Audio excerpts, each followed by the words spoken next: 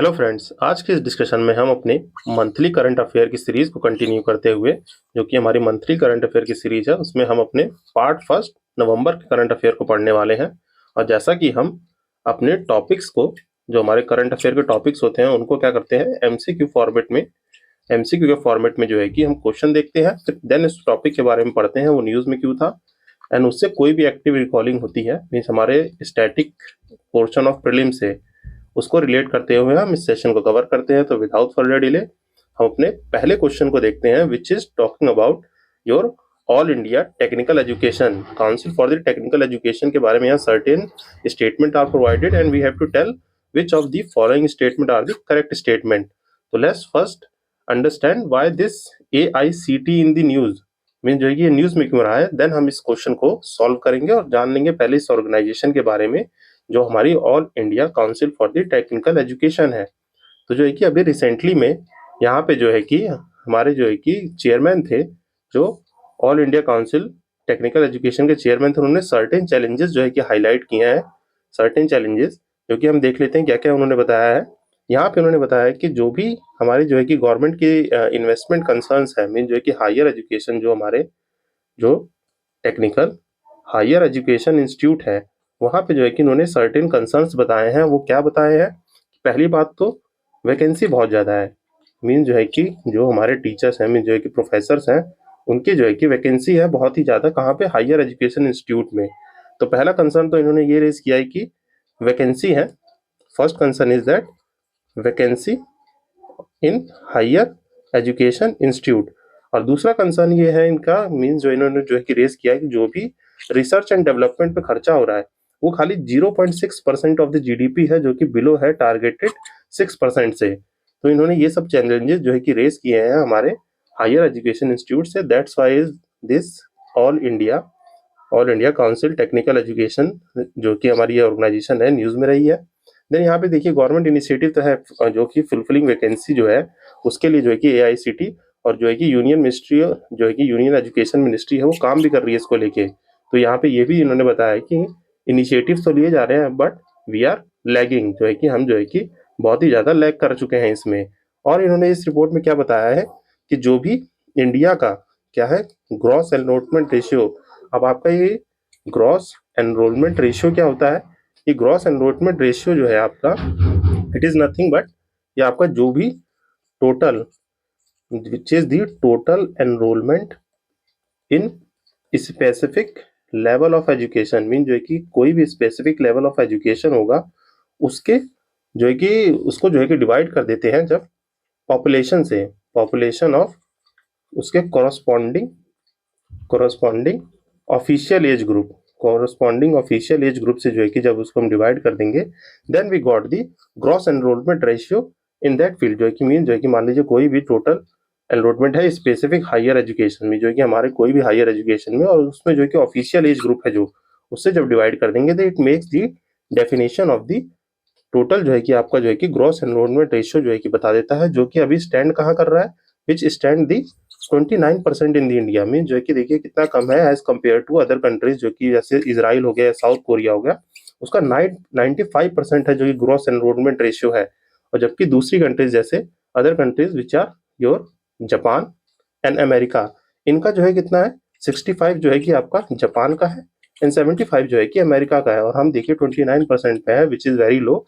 तो इन्होंने ये सब जो है कंसर्न बताए हैं। और इन्होंने कहा है कि यहाँ पे जो है कि आपके, वन सेकेंड, इन्होंने बताया है कि आपके जो है कि नीड है फॉर मोर यूनिवर्सिटीज, मीन जो है कि अभी 1000 यूनिवर्सिटीज की मोर नीड है for the growing number of the student, as जो है कि यूथ ग्रो कर रही है, तो उनके पढ़ने के लिए एजुकेशनल इंस्टीट्यूट चाहिए। और जो है कि बाकी चीज़ें बताई हैं कि गवर्नमेंट अभी जो है कि building university take about 25 year to complete this development, और while private university take the 10 to 15 years. तो that's why it is all in the news. हमने यहाँ से ये जान लिया। अब नाउ जो है कि आइए इस ऑर्गेनाइजेशन के बारे में सर्टेन चीज़ें जान लेते हैं। मीन जो है कि हमारी AICTE है, वो क्या चीज़ है। मीन जो है कि ये देखिए, ये पहली बार इस्टेब्लिश हुई थी, first time it established in the 1945 as the advisory body, जो कि एडवाइजरी बॉडी बनी थी, जिसका मैंडेट क्या था? मैंडेट था इसका कि जो भी टेक्निकल एजुकेशन होगी इंडिया में, टेक्निकल एजुकेशन इन इंडिया, उसमें जो है कि ये हेल्प करेगी और प्रमोट करेगी उसको। देन लेटर ऑन इन दी 1980, आपके जो है कि 1987 में बाय दी AICTE एक्ट, जो है कि इसको जो है कि एक क्या बना दिया गया, स्टैट्यूटरी बॉडी बना दिया गया, जो है कि टेक्निकल एजुकेशन इन सबको प्रमोट करेगी। हमारे जो है कि जितने भी न्यू एजुकेशन इंस्टीट्यूट हो गए, मीन्स हायर एजुकेशन इंस्टीट्यूट, उनके फॉर्मेशन में उनके एकेडमिक प्रोसेस को डिफाइन करना, ये सब जो है कि इस बॉडी का काम है, हमारे AICTE का। और इसका जो हेडक्वार्टर कहाँ पे है, this headquarter lies in the new Delhi, जो है कि ये सब बात आपको याद रखनी है। अंडर विच मिनिस्ट्री, यहाँ पे मिनिस्ट्री भी याद रखेंगे, ये आपके मिनिस्ट्री ऑफ एजुकेशन में आती है। और स्पेसिफिक बात करें तो ह्यूमन रिसोर्स डेवलपमेंट, जो है कि ह्यूमन रिसोर्स जो HRD मिनिस्ट्री है, मीन्स उसके अंडर में जो है कि आती है, जो कि हमारे मिनिस्ट्री ऑफ ऑर्गेनाइजेशन का डिपार्टमेंट है। तो आइए अब इस क्वेश्चन को हम अटेंड करने की कोशिश करते हैं, जो कि यहाँ पे सर्टेन स्टेटमेंट प्रोवाइडेड है AICTE के बारे में, and asking which of the following is the correct. तो जैसा कि पहला स्टेटमेंट कह रहा है, it is the statutory body. Yes, हमने देखा कि ये पहले एडवाइजरी थी, but later on by the act of 1987 इसको एक स्टैट्यूटरी बॉडी बना दिया गया। तो पहली स्टेटमेंट सही है। देन सेकंड स्टेटमेंट कह रहा है कि it function under the ministry of the science and technology. तो ये स्टेटमेंट आपकी गलत है, कि जैसा कि मैंने बताया ये HRD which is under the ministry of education. तो यहाँ पे जो है कि सेकंड स्टेटमेंट आपका गलत हो जाएगा। And third is saying it is responsible for the proper planning, coordination, development and regulation of the technical education in India. तो यस, ये आपका करेक्ट स्टेटमेंट है। तो यहाँ पे हमारा आंसर क्या हो जाएगा, only 2 statement are the correct statement, जो कि आप इसको एक बार ब्रीफली पॉज करके पढ़ेंगे तो यहाँ से आपको ये समझ में आ जाएगा। इसका एक्सप्लेनेशन मैंने यहाँ लगा रखा है। और इसकी यहाँ पे एक और चीज हम जान लेते हैं, which are the reports which is release by the AICTE। यहाँ कौन कौन सी रिपोर्ट्स निकालता है, देखिए एनुअल रिपोर्ट्स निकालता है ये, जो कॉम्प्रिहेंसिवली कवर करता है ऑर्गेनाइजेशन एक्टिविटी को, जैसे approval of the technical education institution initiative हो गई, या उनके फाइनेंशियल परफॉर्मेंस को। स्किल रिपोर्ट निकालता है। बाकी जो भी AICTE है, जो confederation of the Indian industries, उससे रिलेटेड रिपोर्ट निकालता है। आपकी कमेटीज रिपोर्ट निकालता है। यहाँ पे जो है कि एक चीज याद रखनी है आपको, यहाँ पे 2 चीजें याद रखनी है। यहाँ पे यशपाल कमेटी रिपोर्ट, जो कि फोकस है reform on the higher education. अगर यहाँ पे देखिए ये सब चीजें हम मेंस में यूज करते हैं। मान लीजिए कोई भी एजुकेशन के रिफॉर्म से क्वेश्चन आ गया, या इश्यूज में जो हमारा ये सोशल जस्टिस वाला पोर्शन है इन दी GS सेकंड, जहाँ पे हम इशू रिलेटेड टू एजुकेशन पढ़ते हैं, तो वहाँ पे इस सब कमेटी का जो है कि मेंशन कर देंगे, तो हमारे आंसर में वेटेज मिलता है। तो यहाँ पे यशपाल कमेटी रिपोर्ट ने क्या बताया था, focus on the reform of the higher education. और जहाँ की justice BN Shri Krishna committee report थी, उन्होंने गाइडलाइन प्रोवाइड की थी charging the for charging tuition fees और other fees in the professional courses. जैसा कि जान रहे हैं, प्राइवेट एजुकेशन जो है बहुत ही ज़्यादा डे बाय डे एक्सपेंसिव होती जा रही है। Middle class family, even the middle class family are facing problem to afford this education. तो यहाँ पे ये सब चीज़ें रिपोर्ट्स में बताई गई हैं। बाकी कोई भी स्टार्टअप पॉलिसी जो है कि उनके उससे रिलेटेड रिपोर्ट्स होती है, तो वो AICTE इसको देख लेती है। तो यहाँ पे हमने ब्रीफली जो है कि एक क्वेश्चन के थ्रू देखिए कितनी सारी चीज़ें रिकॉल की AICTE से। हमने जान लिया कि इसका जो है कि फाउंडेशन क्या था, देन जो है कि अभी रिसेंट कंटेक्स्ट क्या है न्यूज़ में, and which are the reports release by the AICTE। तो इसी के साथ आइए नेक्स्ट क्वेश्चन बढ़ते हैं, जो कि नेक्स्ट क्वेश्चन हमारा बात कर रहा है, it's talking about the Bharat taxi, जो है कि अभी रिसेंटली जो है कि न्यूज़ में भारत टैक्सी इनिशिएटिव जो है कि न्यूज़ में रहा है, उसके बारे में सर्टेन स्टेटमेंट प्रोवाइड है, and we have to tell these among statement which of the following statement are the correct. तो आइए पहले ये जान लेते हैं। First we read about the Bharat taxi initiative. ये भारत टैक्सी इनिशिएटिव है क्या, तो रिसेंटली में इन द रिसेंट टाइम आपका जो है कि हमारे MIT यूनिवर्सिटी मीन जो है कि MIT मिनिस्ट्री, जो कि ministry of the electronics and information technology है, उन्होंने जो है कि इसको लॉन्च किया है with the national e-governance division and digital Indian corporation with the ministry of the electronics and information technology, जिन्होंने ज्वाइंट हैंड कर लिया है किसके साथ, आपके सहकार कॉर्पोरेशन लिमिटेड, जो कि कोऑपरेटिव लिमिटेड है, टू लॉन्च दिस भारतीय टैक्सी इनिशिएटिव। और ये क्या है भारतीय taxi initiative, it is the first of kind cooperative driven, जो कि citizen centric national ride hailing initiative है। मीन जो कि जैसे आप उबर एंड जो है कि ओला यूज करते हैं, इसी तरीके से गवर्नमेंट ने ये इनिशिएटिव लॉन्च किया है, जो कि पहली कोऑपरेटिव ड्रिवन जो सेंट्रिक सिटीजन सेंट्रिक और ये होगी। अब यहाँ पे क्या होता है, ओला उबर में क्या है, कि आप कोई भी कार जैसे रजिस्टर कर सकते हो तो खुद ओनर है, नहीं तो यहाँ पे आपको बहुत सारे चार्जेस लगते हैं। बट इस इनिशिएटिव के अंदर जितने भी जैसे कोई एक्स पीपल है, वो इस यहाँ पे जो है कि रजिस्टर करेगा और जो है कि अपनी खुद की कार जो है कि उसकी ओनरशिप होगी, और जो भी उसका जो है कि प्रॉफिट होगा ड्रिवन, वो उसको मिलेगा। तो यहाँ पे आई थिंक आपको ये क्लियर हो गया कि दिस इनिशिएटिव जो है कि ये इनिशिएटिव किस चीज़ की बात कर रहा है, और ये प्रमोट किससे किया जाएगा, जॉइंटली जो है कि आपके लीडिंग कोऑपरेटिव और फाइनेंशियल इंस्टीट्यूशन जैसे एनसीडीसी हो गया, मीन जो कि नेशनल कोऑपरेटिव डेवलपमेंट काउंसिल, आपके नबार्ड जैसे, नाफेड जैसे, ये सब ऑर्गेनाइजेशन, अमूल और बाकी जो है कि सेक्टर जो भी मेंशन है ऑर्गेनाइजेशन, इनको प्रमोट करेगी। और ये जो है कि हमारे फ्लैगशिप जो है कि डिजिटल इंडिया प्रोग्राम में for delivery the inclusion citizen centric और टेक्नोलॉजी एनेबल्ड पब्लिक सर्विस जो है कि इसको रिफ्लेक्ट करेगा। बाकी चीज़ें यहाँ पे देखिए, ये जो है कि ये प्लेटफॉर्म जो है कि आपके डिजी लॉकर, उमंग, एपीआई, सेतु जैसे प्लेटफॉर्म से लिंक किया जाएगा, जिससे सारे डॉक्यूमेंट वेरिफिकेशन हो जाए। उमंग प्लेटफॉर्म क्या है, जो आपके स्टेट एंड सेंट्रल गवर्नमेंट के सर्विसेज को प्रोवाइड करता है, जिससे आप जो है कि अपने पीएफ को चेक कर सकते हैं, हेल्थ सर्विसेज को चेक कर सकते हैं, और एक्सेट्रा सर्विसेज जो है कि स्टेट और सेंट्रल गवर्नमेंट की होती हैं, वो यहाँ अवेलेबल होती है, तो चेक कर सकते हैं। देन एपीआई सेतु क्या है, ये आपका एक इन्फो शेयरिंग प्लेटफॉर्म है गवर्नमेंट का, जो कि सिक्योर एंड ट्रांसपेरेंट जो है कि सिक्योर जो है कि इंफॉर्मेशन शेयरिंग करता है। तो इस इनिशिएटिव के ऐप को भी इनसे जो है कि लिंक कर दिया जा रहा है, ताकि ट्रांसपेरेंसी बनी रहे। तो यहाँ पे ये सब चीज़ें आप जो है कि एक बार ब्रीफली पॉज करके पढ़ लेंगे तो समझ में आ जाएंगे। बाकी यहाँ पे देखिए, यूआई एंड यूएक्स, ये क्या चीज़ है, यहाँ पे दो चीज़ें हैं। इसको जो है कि आपके यूज़र इंटरफेरेंस, जो है कि इस ऐप को यूज़र इंटरफेस जो है कि यूज़र इंटरफेस, और दूसरा क्या आपका क्या है, यूज़र यूएक्स। तो यूज़र एक्सपीरियंस बेसिस पे बनाया जा रहा है। अब ये क्या चीज़ है, जो इंटरफेरेंस होता है, ये जो यूज़र इंटरफेरेंस होता है, इसमें क्या होता है कि आप सिर्फ लुक करते हैं। जैसे एग्जांपल के तौर पे समझे तो एनी वेबसाइट का आप एग्जांपल लें, तो आप किसी वेब पेज को देखते हैं, मीन्स वेब पेज, या सर्टेनली आप जो इस स्क्रीन को देख रहे हैं, तो आप यूआई को फेस कर रहे हैं, मीन जो है कि यूजर इंटरफेरेंस हो रहा है। आप इसको जो है कि खाली देख के फील कर रहे हैं। एक्सपीरियंस का मतलब होता है जब भी ये मॉडल, मीन जो है कि आप किसी जैसे वेब पेज से वेबसाइट को हैंडल करने लगे, तब वो जो है कि आपका यूजर एक्सपीरियंस में आ जाता है। तो यहाँ पे यही चीज बात की गई है। अभी जो है कि यूआई और यूएक्स एक्सेसिबिलिटी दिया जाएगा, जो ऑफर करेगा आपके input on the user interface design और multilingual capacities and inclusive access for the feature for the all citizen. तो यहाँ पे इतनी सारी चीजें इस इनिशिएटिव में मैंने आपको बता दी हैं। Now we are going to solve this question. जो हमारा क्वेश्चन क्या कह रहा है, पहला स्टेटमेंट कह रहा है कि ये पहला गवर्नमेंट जो है कि बैक कोऑपरेटिव टैक्सी सर्विस है, जो कि ड्राइवर को ओनर और शेयर होल्डर्स बनेंगे। जैसा कि मैंने आपको समझाया, उबर ओला में क्या होता है, उस कार के ओनर नहीं बन पाते, तो यहाँ पे जो है कि को ओनर्स और शेयर होल्डर्स बन सकते हैं। तो पहला स्टेटमेंट जो है कि करेक्ट है।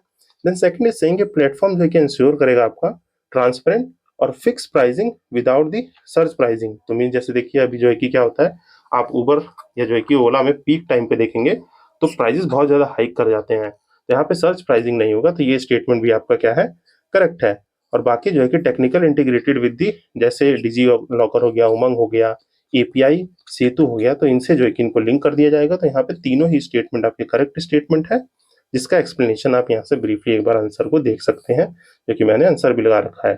आई होप आपको ये भारत टैक्सी इनिशिएटिव जो है कि अब समझ में आ गया होगा। Then moving to our next question, which is saying about the Indo Pacific regional dialogue 2025, जो कि आईपीआरडी है।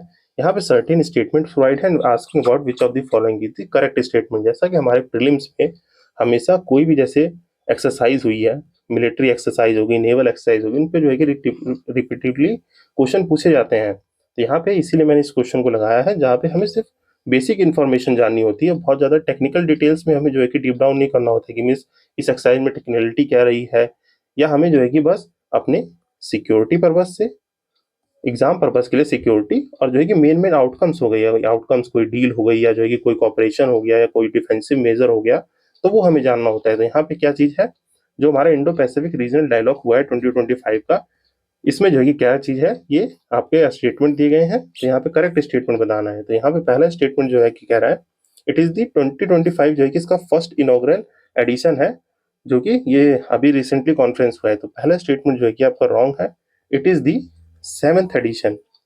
जो कि 7th एडिशन है हमारी, जो है कि इसको जो इंडियन नेवी है, मीन्स हमारी इंडियन नेवी इस कॉन्फ्रेंस को जो है कि होस्ट और लीड किया है। कहाँ पे किया है? आपके ये मानकेश मानकेश न्यू दिल्ली है, जो मानकेश सेंटर न्यू दिल्ली में, वहाँ पे इस कॉन्फ्रेंस को जो है कि लीड किया गया है। तो ये जो है कि आप जो है कि ब्रीफली याद रखेंगे, जो कि हमारा इस 7th एडिशन है इस साल का, और जो कि ऑर्गेनाइज किया है हमारी इंडियन नेवी ने। तो it is the correct statement. तो यहाँ पे जो है कि आपका आंसर होगा ओनली टू आपका जो है कि आंसर हो जाएगा, जिसके आप यहाँ पे देख सकते हैं। और यहाँ पे हमें बस इतना ही जानने की जरूरत है, it is the 7th edition which is held in the Manekshaw new Delhi centre. और जो है कि ये एक एपेक्स लेवल इंटरनेशनल कॉन्फ्रेंस थी, जो कि मैरीटाइम सिक्योरिटी, डिप्लोमेसी और कॉपरेशन पे बात करेगी, जो कि अभी हेल्ड हुई थी रिसेंट में 28 टू 30 अक्टूबर के बीच में जो कि हेल्ड हुई थी। तो ये आपको ब्रीफली याद रखना है। देन हम अपने नेक्स्ट क्वेश्चन को सॉल्व करते हैं कि बात कर रहा है पीशियन ड्रोन। ये पीशियन ड्रोन क्या है? अभी रिसेंटली न्यूज में ये देखने को मिला है, which is the atomic power और न्यूक्लियर कैपेबल जो है कि अंडर वाटर ड्रोन है। अब तक आपने जो है कि सुना होगा यूएवी। अभी यूएवी क्या है? मीन जो है कि आपका अनमैन्ड, ये अनमैन्ड एयर व्हीकल के बारे में आपने सुना होगा, एयर व्हीकल। अब यहाँ पे जो है कि ये है आपका यूयूए, मीन्स जो है कि अंडर वाटर, जो है कि आपका यूयूवी हो गया, ये सॉरी ये मैंने लिख दिया गलती से। ये आपका अनमैन्ड अंडर वाटर व्हीकल हो जाएगा, जो कि ये फिशियन ड्रोन जो है जिसकी बात कर रहा है, इसको जो है कि एटॉमिक पावर और न्यूक्लियर कैपेबल जो है कि अंडर वाटर ड्रोन है। ये अभी रिसेंटली किसने लॉन्च किया है, मीन जो है कि सक्सेसफुली किसने जो है कि इसका टेस्ट ट्रायल किया है? तो ये रशिया ने किया है, विच इज वेरी, मीन जो है कि इनके मिलिट्री डेवलपमेंट बहुत बड़ा अचीवमेंट है। तो आइए इसके बारे में हम जान लेते हैं कि ये फिशियन ड्रोन क्या चीज है। तो देखिए ये एक टाइप है ऑफ द न्यूक्लियर, जो कि न्यूक्लियर पावर्ड और न्यूक्लियर कैपेबल जो है कि अनमैन्ड अंडर वाटर व्हीकल है, जो कि डेवलप किया है रशिया ने। बस आप हमें याद रखना है कि रशिया ने इसको डेवलप किया है। ये रूबिन डिजाइन ब्यूरो, ये एज सच इंपॉर्टेंट नहीं है, तो आपको क्या याद रखना है? बस हमें ये याद रखना है कि ये रशिया ने जो है कि डेवलप किया है, जिसका ऑब्जेक्टिव है ये एक कॉन्टिनेंटल और न्यूक्लियर पेलोड है क्रॉस दी इंटर कॉन्टिनेंटल डिस्टेंस। मीन्स जो है कि ये जो है कि बहुत ही हाई डिस्टेंस, मीन्स 10,000 से आपका 20,000 किलोमीटर, 20,000 किलोमीटर जो है कि कवर कर सकता है ये एक मिसाइल, जो कि आप कह सकते हैं ये एक इंटर कॉन्टिनेंटल ब्लास्टिक मिसाइल भी है, जो है कि इसको जो है कि आप ऐसे याद रखेंगे। इसका पावर सोर्स क्या है? कन्वेंशनल फ्यूल से नहीं है, मीन जो है कि यहाँ पे कोई कन्वेंशनल फ्यूल इसको नहीं दिया गया है। ये जो है कि मिनिएचर जो है कि एक न्यूक्लियर रिएक्टर से अपने पावर को ड्रॉ करेगी जो है कि आपकी ये मिसाइल जो है कि आप एक मिनिएचर न्यूक्लियर रिएक्टर से इसका पावर सोर्स है। यहाँ पे कोई कन्वेंशनल फ्यूल इसको नहीं दिया गया है, तो ये आपको याद रखना है। बाकी लॉन्च ये करा गया है, इनकी जो कि सबमरीन्स है ये याद रख सकते हैं, ब्लैकरॉड। और ये जो कि रिसेंटली दे दे कि ये जो कि अभी रिसेंट में न्यूज में जो है कि देखेगा ये टर्म है, तो ये इसी से रिलेटेड है, जो आपका पीशियन जो है कि पीशियन ड्रोन जो है कि अभी रिसेंट देखा गया है। तो यहीं पे इसको जो है कि इसमें जो है कि आपका मर्ज किया जाएगा, इसी में जो है कि अटैच करके इस मिसाइल को जो है कि टेस्ट किया गया है, जिसकी आप जो है कि स्पेसिफिकली डिटेल देख सकते हैं, जो कि यहाँ पे इमेज में भी देख सकते हैं आप। और यहाँ भी लिखा हुआ है जिसकी रेंज क्या है, प्रैक्टिकली अनलिमिटेड है due two is nuclear propulsion की वजह से, जो कि आपके 20,000 किलोमीटर तक अप टू जा सकती है। तो ये याद रखेंगे। स्पीड जो है कि 185 किलोमीटर जो है कि पर आवर है, जो कि 100 नॉट्स कहलाती है। ऑपरेशनल डेप्थ जो है कि 1000 मीटर से नीचे, mean below the sea level, जो है कि मीन सी लेवल से जो है कि 1000 मीटर के डेप्थ पे ऑपरेट कर सकती है। लेंथ इसकी जो है कि ये सच इंपॉर्टेंट नहीं है, तो ये आप स्पेसिफिकली देख सकते हैं। और यहाँ पे जो है कि इसका एक्सप्लेनेशन है। जो अंडर वाटर पिजियन ड्रोन है, ये अभी जो है कि देखा गया है, ये वो क्या है, रशिया का है, तो ये आपको याद रखना है। देन जो है कि हम अपने नेक्स्ट क्वेश्चन की तरफ बढ़ते हैं, जो कि पूछ रहा है हमसे with reference to the this Pasumpon Muthuramalinga Thevar. जो है कि आप जो है कि ये थोड़ा नेम जो है कि साउथ नेम प्रोनाउंस करना थोड़ा नॉर्थ इंडियन पीपल्स के लिए थोड़ा मुश्किल होता है, तो यहाँ पे आप अगर प्रोनाउंसिएशन अपने हिसाब से देख लें तो क्या है, पशुपम मथुरा मलिंगन थेवार। जो है कि ये पर्सनैलिटी इन न्यूज़ थी। जो है कि पर्सनैलिटी इन न्यूज़ हम पढ़ते हैं तो हमारे एग्जाम के लिए ये भी एक इंपॉर्टेंट सेशन है, मतलब सेक्शन होता है, जहाँ पे कोई भी पर्सनैलिटी न्यूज़ में रहती है तो हमें उनके बारे में पढ़ना होता है, क्योंकि एग्जाम में पूछा जा सकता है उनके बारे में कि उनका नेशनल मूवमेंट में कोई कॉन्ट्रीब्यूशन था कि नहीं, या कोई भी चीज़ें उस इनसे रिलेटेड है कि उनके कॉन्ट्रीब्यूशन क्या है, या कोई हमारे नेशनल फ्रीडम स्ट्रगल में या उनके द्वारा कोई जो है कि इंपॉर्टेंटली बुक्स लिखी गई हैं, तो ये सब इंपॉर्टेंट हो जाता है। तो यहीं पे जो है कि सर्टेन स्टेटमेंट दी गई है, asking about the which of the following are the correct statement. तो लेट्स पहले जो है कि हम इनके बारे में पढ़ लेते हैं, देन हम इस क्वेश्चन को सॉल्व करेंगे। तो अभी रिसेंटली क्या हुआ है, हमारे इंडियन वाइस प्रेसिडेंट ने होमेज पे किया है पुष्पम मथुरा मलिंगा थिवार जी को, जो इनकी बर्थ एनिवर्सरी थी। अब इनका जो है कि आप देखिए इनका जन्म कब हुआ था, इनका जो बर्थ था वो 1908 में हुआ था, डेथ जो है कि 1963 में हुई थी, जो कि एक वेल्दी फैमिली में बॉर्न हुए थे, जो कि हमारा तमिलनाडु के रमननाथपुरम जो है कि डिस्ट्रिक्ट में इनका जो है कि बर्थ हुआ था, जो कि बिलोंग करते हैं एक मारवा कम्युनिटी से, known for he there Vellore. और इनका की कॉन्ट्रीब्यूशंस क्या क्या है, यहाँ पे की कॉन्ट्रीब्यूशन में आप याद रखेंगे इन्होंने जो है कि पॉलिटिक्स ज्वाइन की इन दी 1927। और जो है कि इनके पॉलिटिकल फ्रेंड कौन थे, अपने नेताजी नेताजी सुभाष चंद्र बोस, तो इनके जो है कि पॉलिटिकल फ्रेंड थे। और इन्होंने जो है कि अपना नेशनल मूवमेंट ज्वाइन किया था, हेल्प किया था कांग्रेस को to expand the influence in the Tamil Nadu interior region. और इन्होंने बहुत ही बड़ा रोल प्ले किया था टेम्पल एंट्री मूवमेंट के लिए। इन्होंने टेम्पल एंट्री मूवमेंट में जो कि तमिलनाडु में हुआ था उसमें जो है कि बहुत बड़ा रोल प्ले किया। और बाकी इन्होंने रिपील कराया कौन सा, क्रिमिनल ट्राइबल एक्ट्स, मीन जो कि सर्टेन वहाँ पे ट्राइब पॉपुलेशन थी उनसे रिलेटेड क्रिमिनल कोड में उन्होंने जो है कि रिपील करा दिया था। और ये जो है कि member of the legislative assembly भी रहे हैं 1952 से 57 तक, and the member of parliament from the 57 to 63। और इन्होंने टाइटल कौन कौन से अर्न किए हैं, तो अगर आप पूछ दे कि नेताजी ऑफ द साउथ, देखिए सुभाष चंद्र बोस जी को नेताजी कहा जाता है कि नेताजी बोस, तो ये जो है कि आप याद रखना नेताजी का टाइटल किनको है, एस सुभाष चंद्र बोस जी को। पर नेताजी ऑफ साउथ कहा जाए तो आपको याद रखना है ये मथुरा मलिंगा थिवार जी की बात हो रही है। और इनको जो है कि लॉयन ऑफ द साउथ भी कहा जाता है।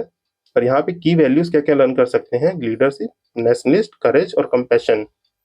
मीन जो है कि इथिक्स में अगर आपको एग्जाम्पल देने हो लीडरशिप और नेशनलिस्ट, करेज और कंपैशन के, तो इनका नाम जो है कि आप वहाँ पे एग्जाम्पल में यूज कर सकते हैं। तो आइए हम जो है कि इसको क्वेश्चन को सॉल्व कर लेते हैं। तो ये क्वेश्चन जो है कि कह रहा है इनके बारे में सर्टेन स्टेटमेंट है and we have to tell which of the following are the correct statement. तो पहला स्टेटमेंट है he actively oppose the temple entry movement in the Tamil Nadu.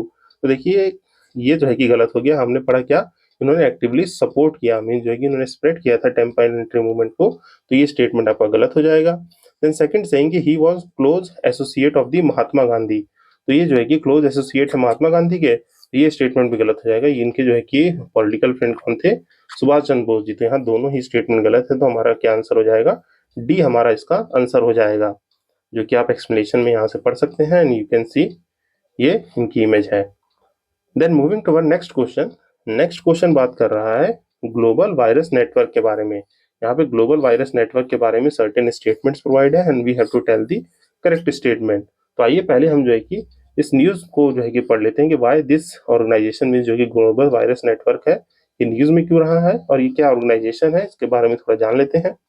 तो अभी जो है कि रिसेंटली आपका जो कि ग्लोबल वायरस नेटवर्क है उन्होंने एक्सपेंड किया है अपने इंटरनेशनल कोलिएशन को bye incorporating the 3 centre of the excellence in the America. तो यहाँ पे जो है कि that's why it is in the news. और इसका काम क्या होता है, ये जो है कि आपके जो भी वायरस होते हैं, वायरस थ्रेट प्रोटेक्शन से रिलेटेड जो है कि जितने काम होते हैं रिसर्च और इनके रिसर्च के लिए और सॉल्यूशन के लिए, वो जो है कि ये ऑर्गेनाइजेशन देखती है। आपकी ग्लोबल वायरस नेटवर्क जो है कि इसको जो है कि मॉनिटर करती है। और वायरस थ्रेट प्रोटेक्शन मीन्स जो कि जैसे देखिए अभी रिसेंटली जो है कि पेंडेमिक गया था, पेंडेमिक जो है कि रिसेंटली हमारा SARS कोव-19 जो कि हम कोविड-19 भी जिसे कहते हैं, अभी इस वायरस से जो है कि बहुत बड़ा चीज़ें हमारे पेंडेमिक पूरे वर्ल्ड में फैला था।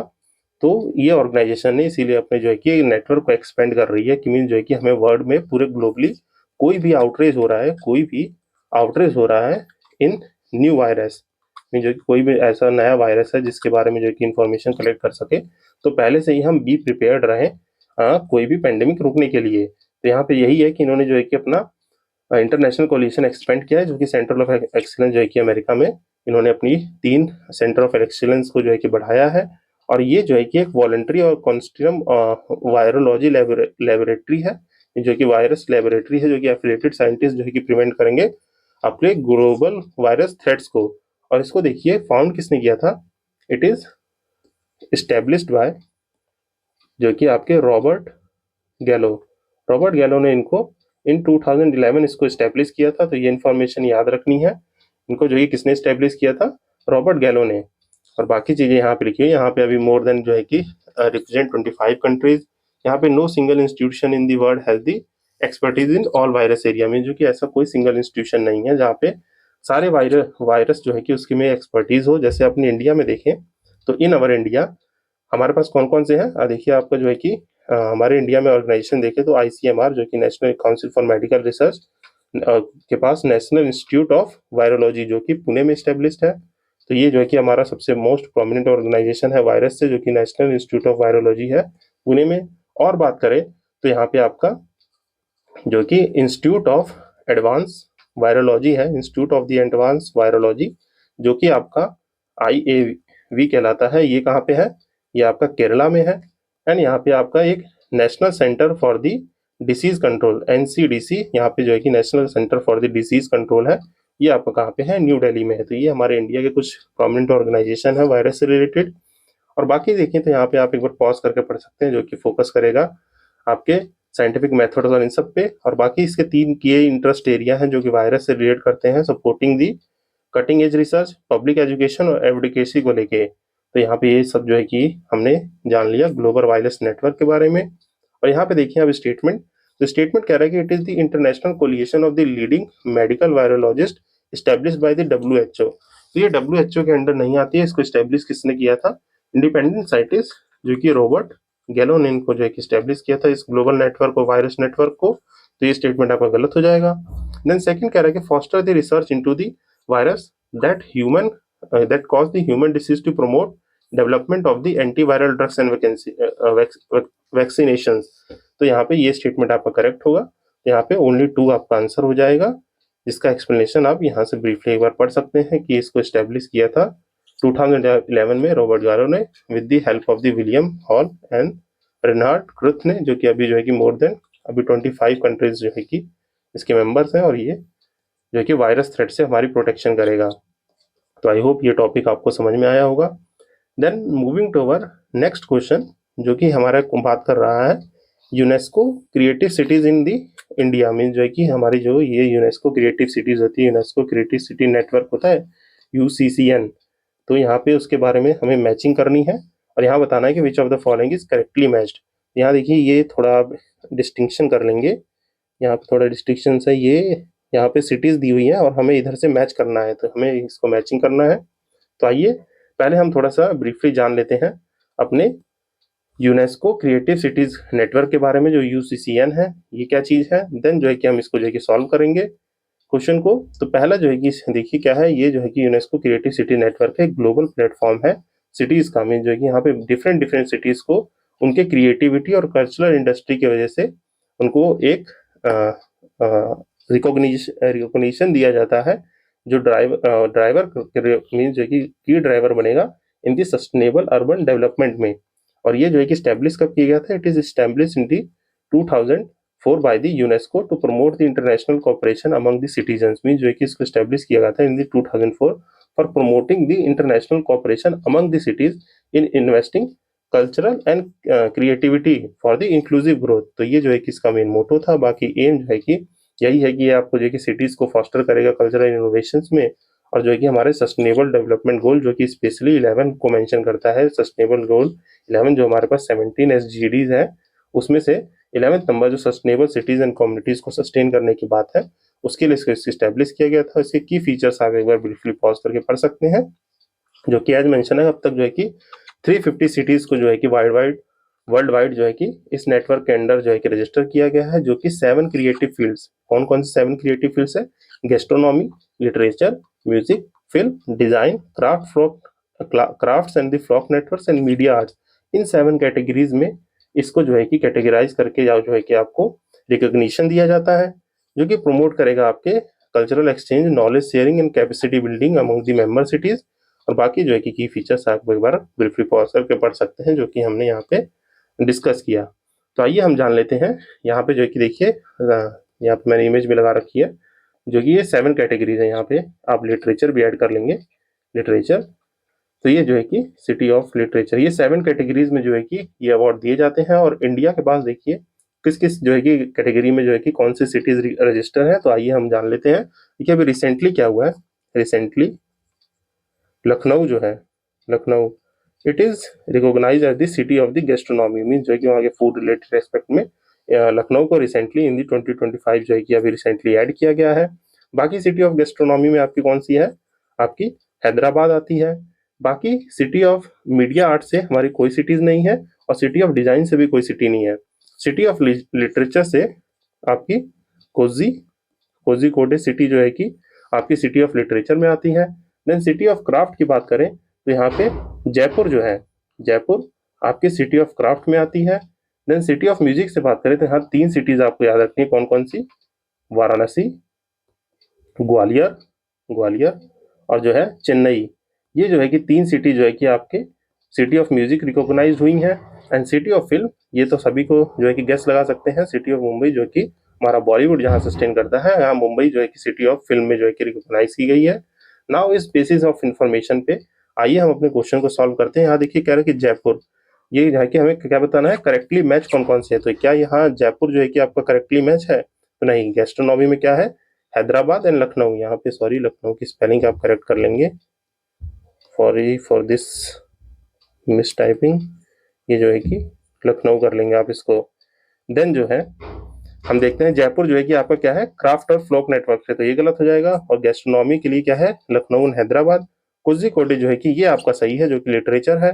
हैदराबाद जो है कि ये भी गैस्ट्रोनॉमी है। म्यूजिक से कौन कौन है, आपके म्यूजिक से वाराणसी है, चेन्नई है एंड ग्वालियर है। तो यहाँ पे क्या पूछा है कि इन करेक्टली कौन सा मैच है, तो यहाँ पे खाली 1 करेक्टली है, तो 1 जो है कि आपका करेक्ट हो जाएगा।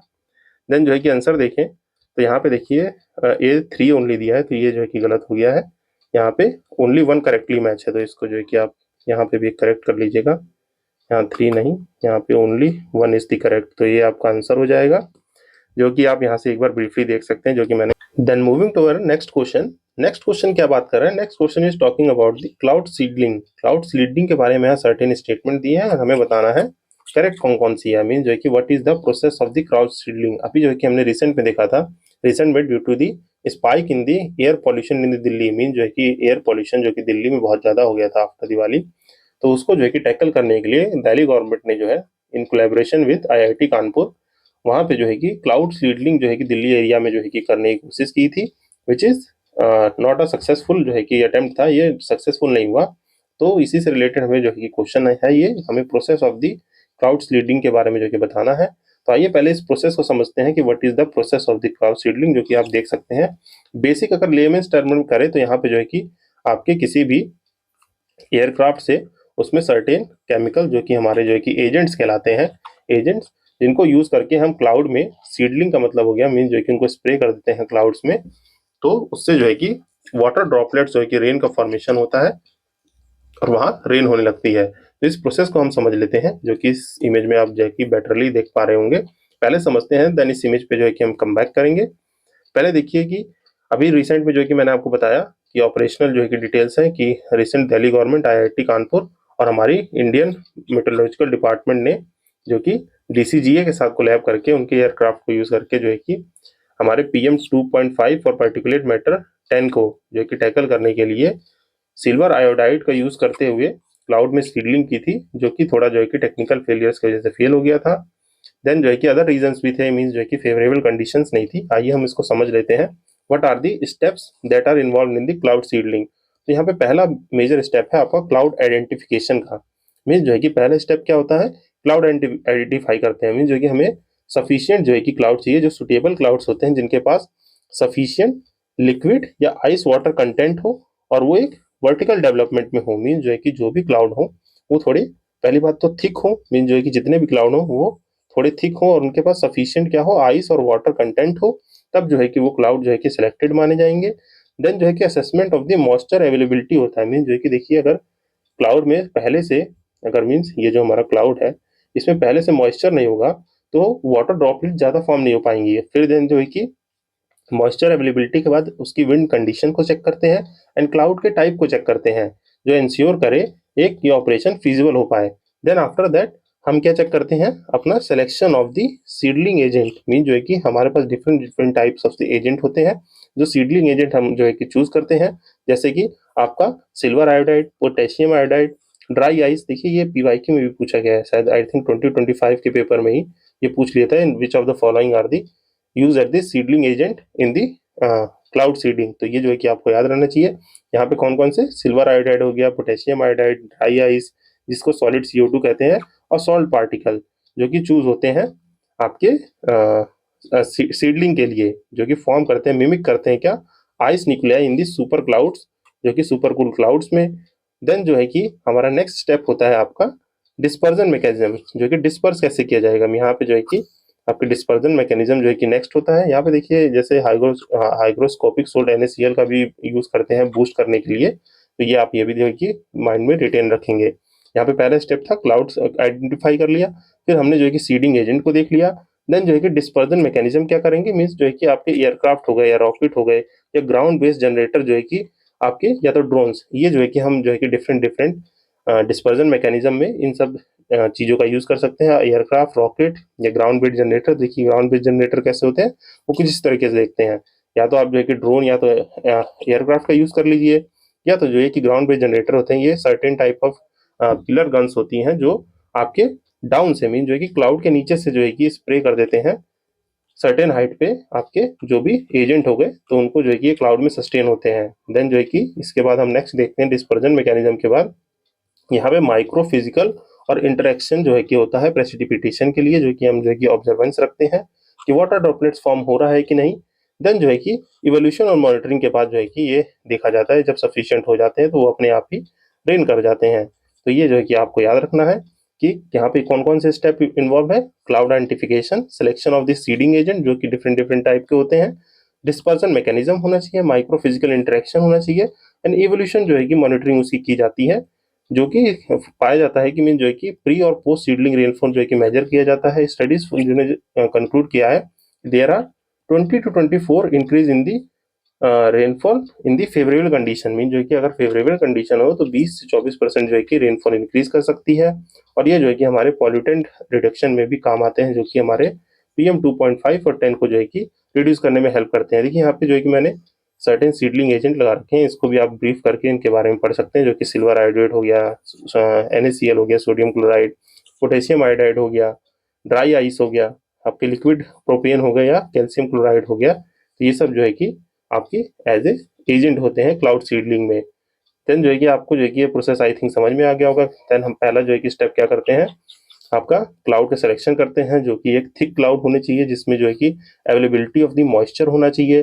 देन हम एयरक्राफ्ट से जो है कि अबव भी यूज कर सकते हैं, बिलो भी यूज कर सकते हैं, जो कि हमारे जो भी एजेंट यूज करेंगे, जैसे यहाँ पे सिल्वर आयोडाइड का यूज करते हुए, जो कि आइस क्रिस्टल को फॉर्म करने के लिए सफिशियंट होते हैं। और जो है कि दूसरा जो है कि आपके गन्स जो है कि स्प्रे गन्स जो है कि डाउन साइड ग्राउंड से भी जो है कि स्प्रे कर सकते हैं। देन जो है कि इसमें जो जाके वो आपका जो है कि क्लाउड फॉर्मेशन में आइस क्रिस्टल को फॉर्म करते हुए रेन और स्नो फ्लो कर सकते हैं। देन जो है कि यही हम क्वेश्चन को अटेम्प्ट करते हैं। फर्स्ट स्टेटमेंट कह रहा है कि it is the better manifested at the night with the clear and cloudless sky. Mean जो है कि ये पहला स्टेटमेंट जो है कि आपका गलत है, कह रहा है कि क्लियर होना चाहिए और क्लाउडलेस होना चाहिए। मीन्स यहाँ पे क्लाउड तो जो है कि मेन है, मीन जो कि आप अगर अगर हमारे पास क्लाउड्स ही नहीं होंगे तो हम जो है कि एजेंट को सीड कहाँ करेंगे, तो ये स्टेटमेंट आपका गलत हो जाएगा।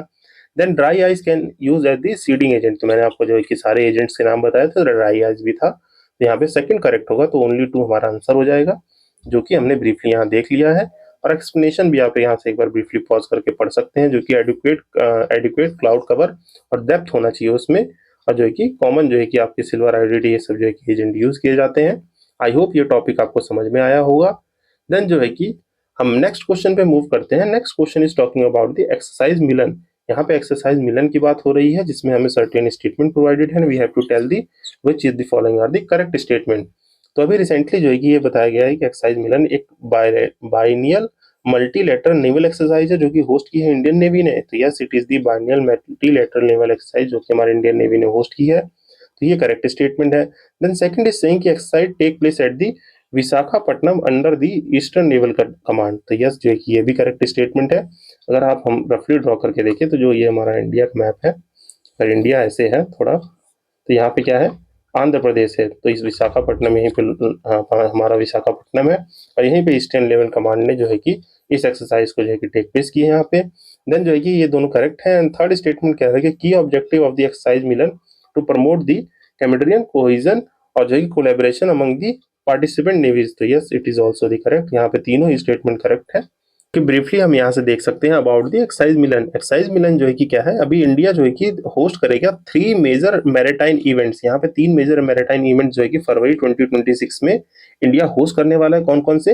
इंटरनेशनल फ्लीट रिव्यू एक्सरसाइज मिलन 2026 का, और जो है कि इंडियन ओशियन नेवल सिंपोजियम जो कि हमारा जो है कि कॉन्क्लेव ऑफ द चीफ जो है कि ये तीनों एक्सरसाइज जो है कि होस्ट करने वाला है हमारा इंडिया।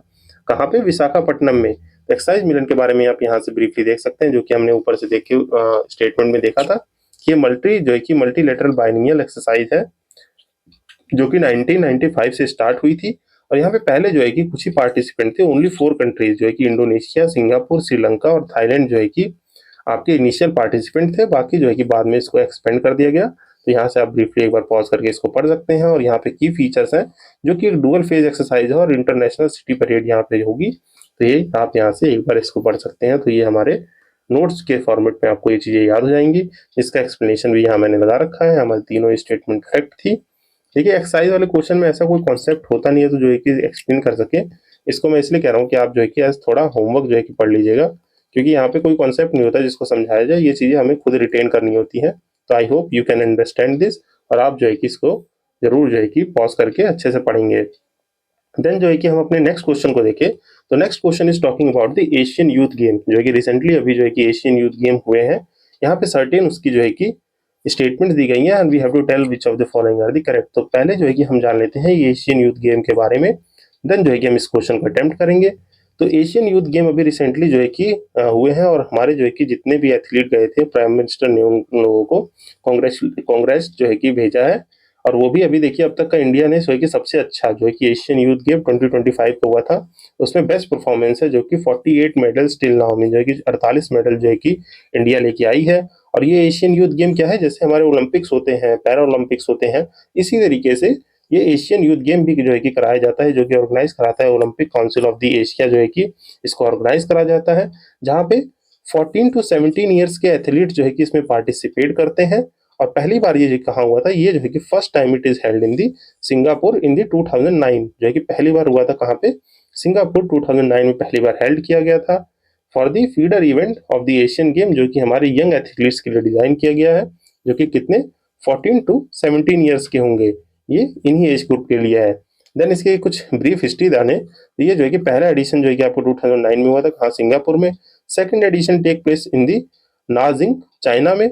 और जो इसका थर्ड एडिशन मीन जो है कि अभी रिसेंटली जो ये कंक्लूड हुआ है इन दी 2025, it is the third edition. और इसकी डिलेड रीजन है, इसका थर्ड जो है कि प्रपोज हुआ था 2017 में, लेकिन जो है कि 2017 और 2021 में ये टेक प्लेस नहीं हो पाया। मीन्स यहाँ पे टेक प्लेस नहीं हो पाया था ड्यू टू दी लॉजिस्टिक में, जो कि 2017 में लॉजिस्टिक इशू थे। और देन तो है कि आप जानते हैं 2020 में तो जो है कि पेंडेमिक इशू की वजह से 2021 वाला भी कंडक्ट नहीं हो पाया।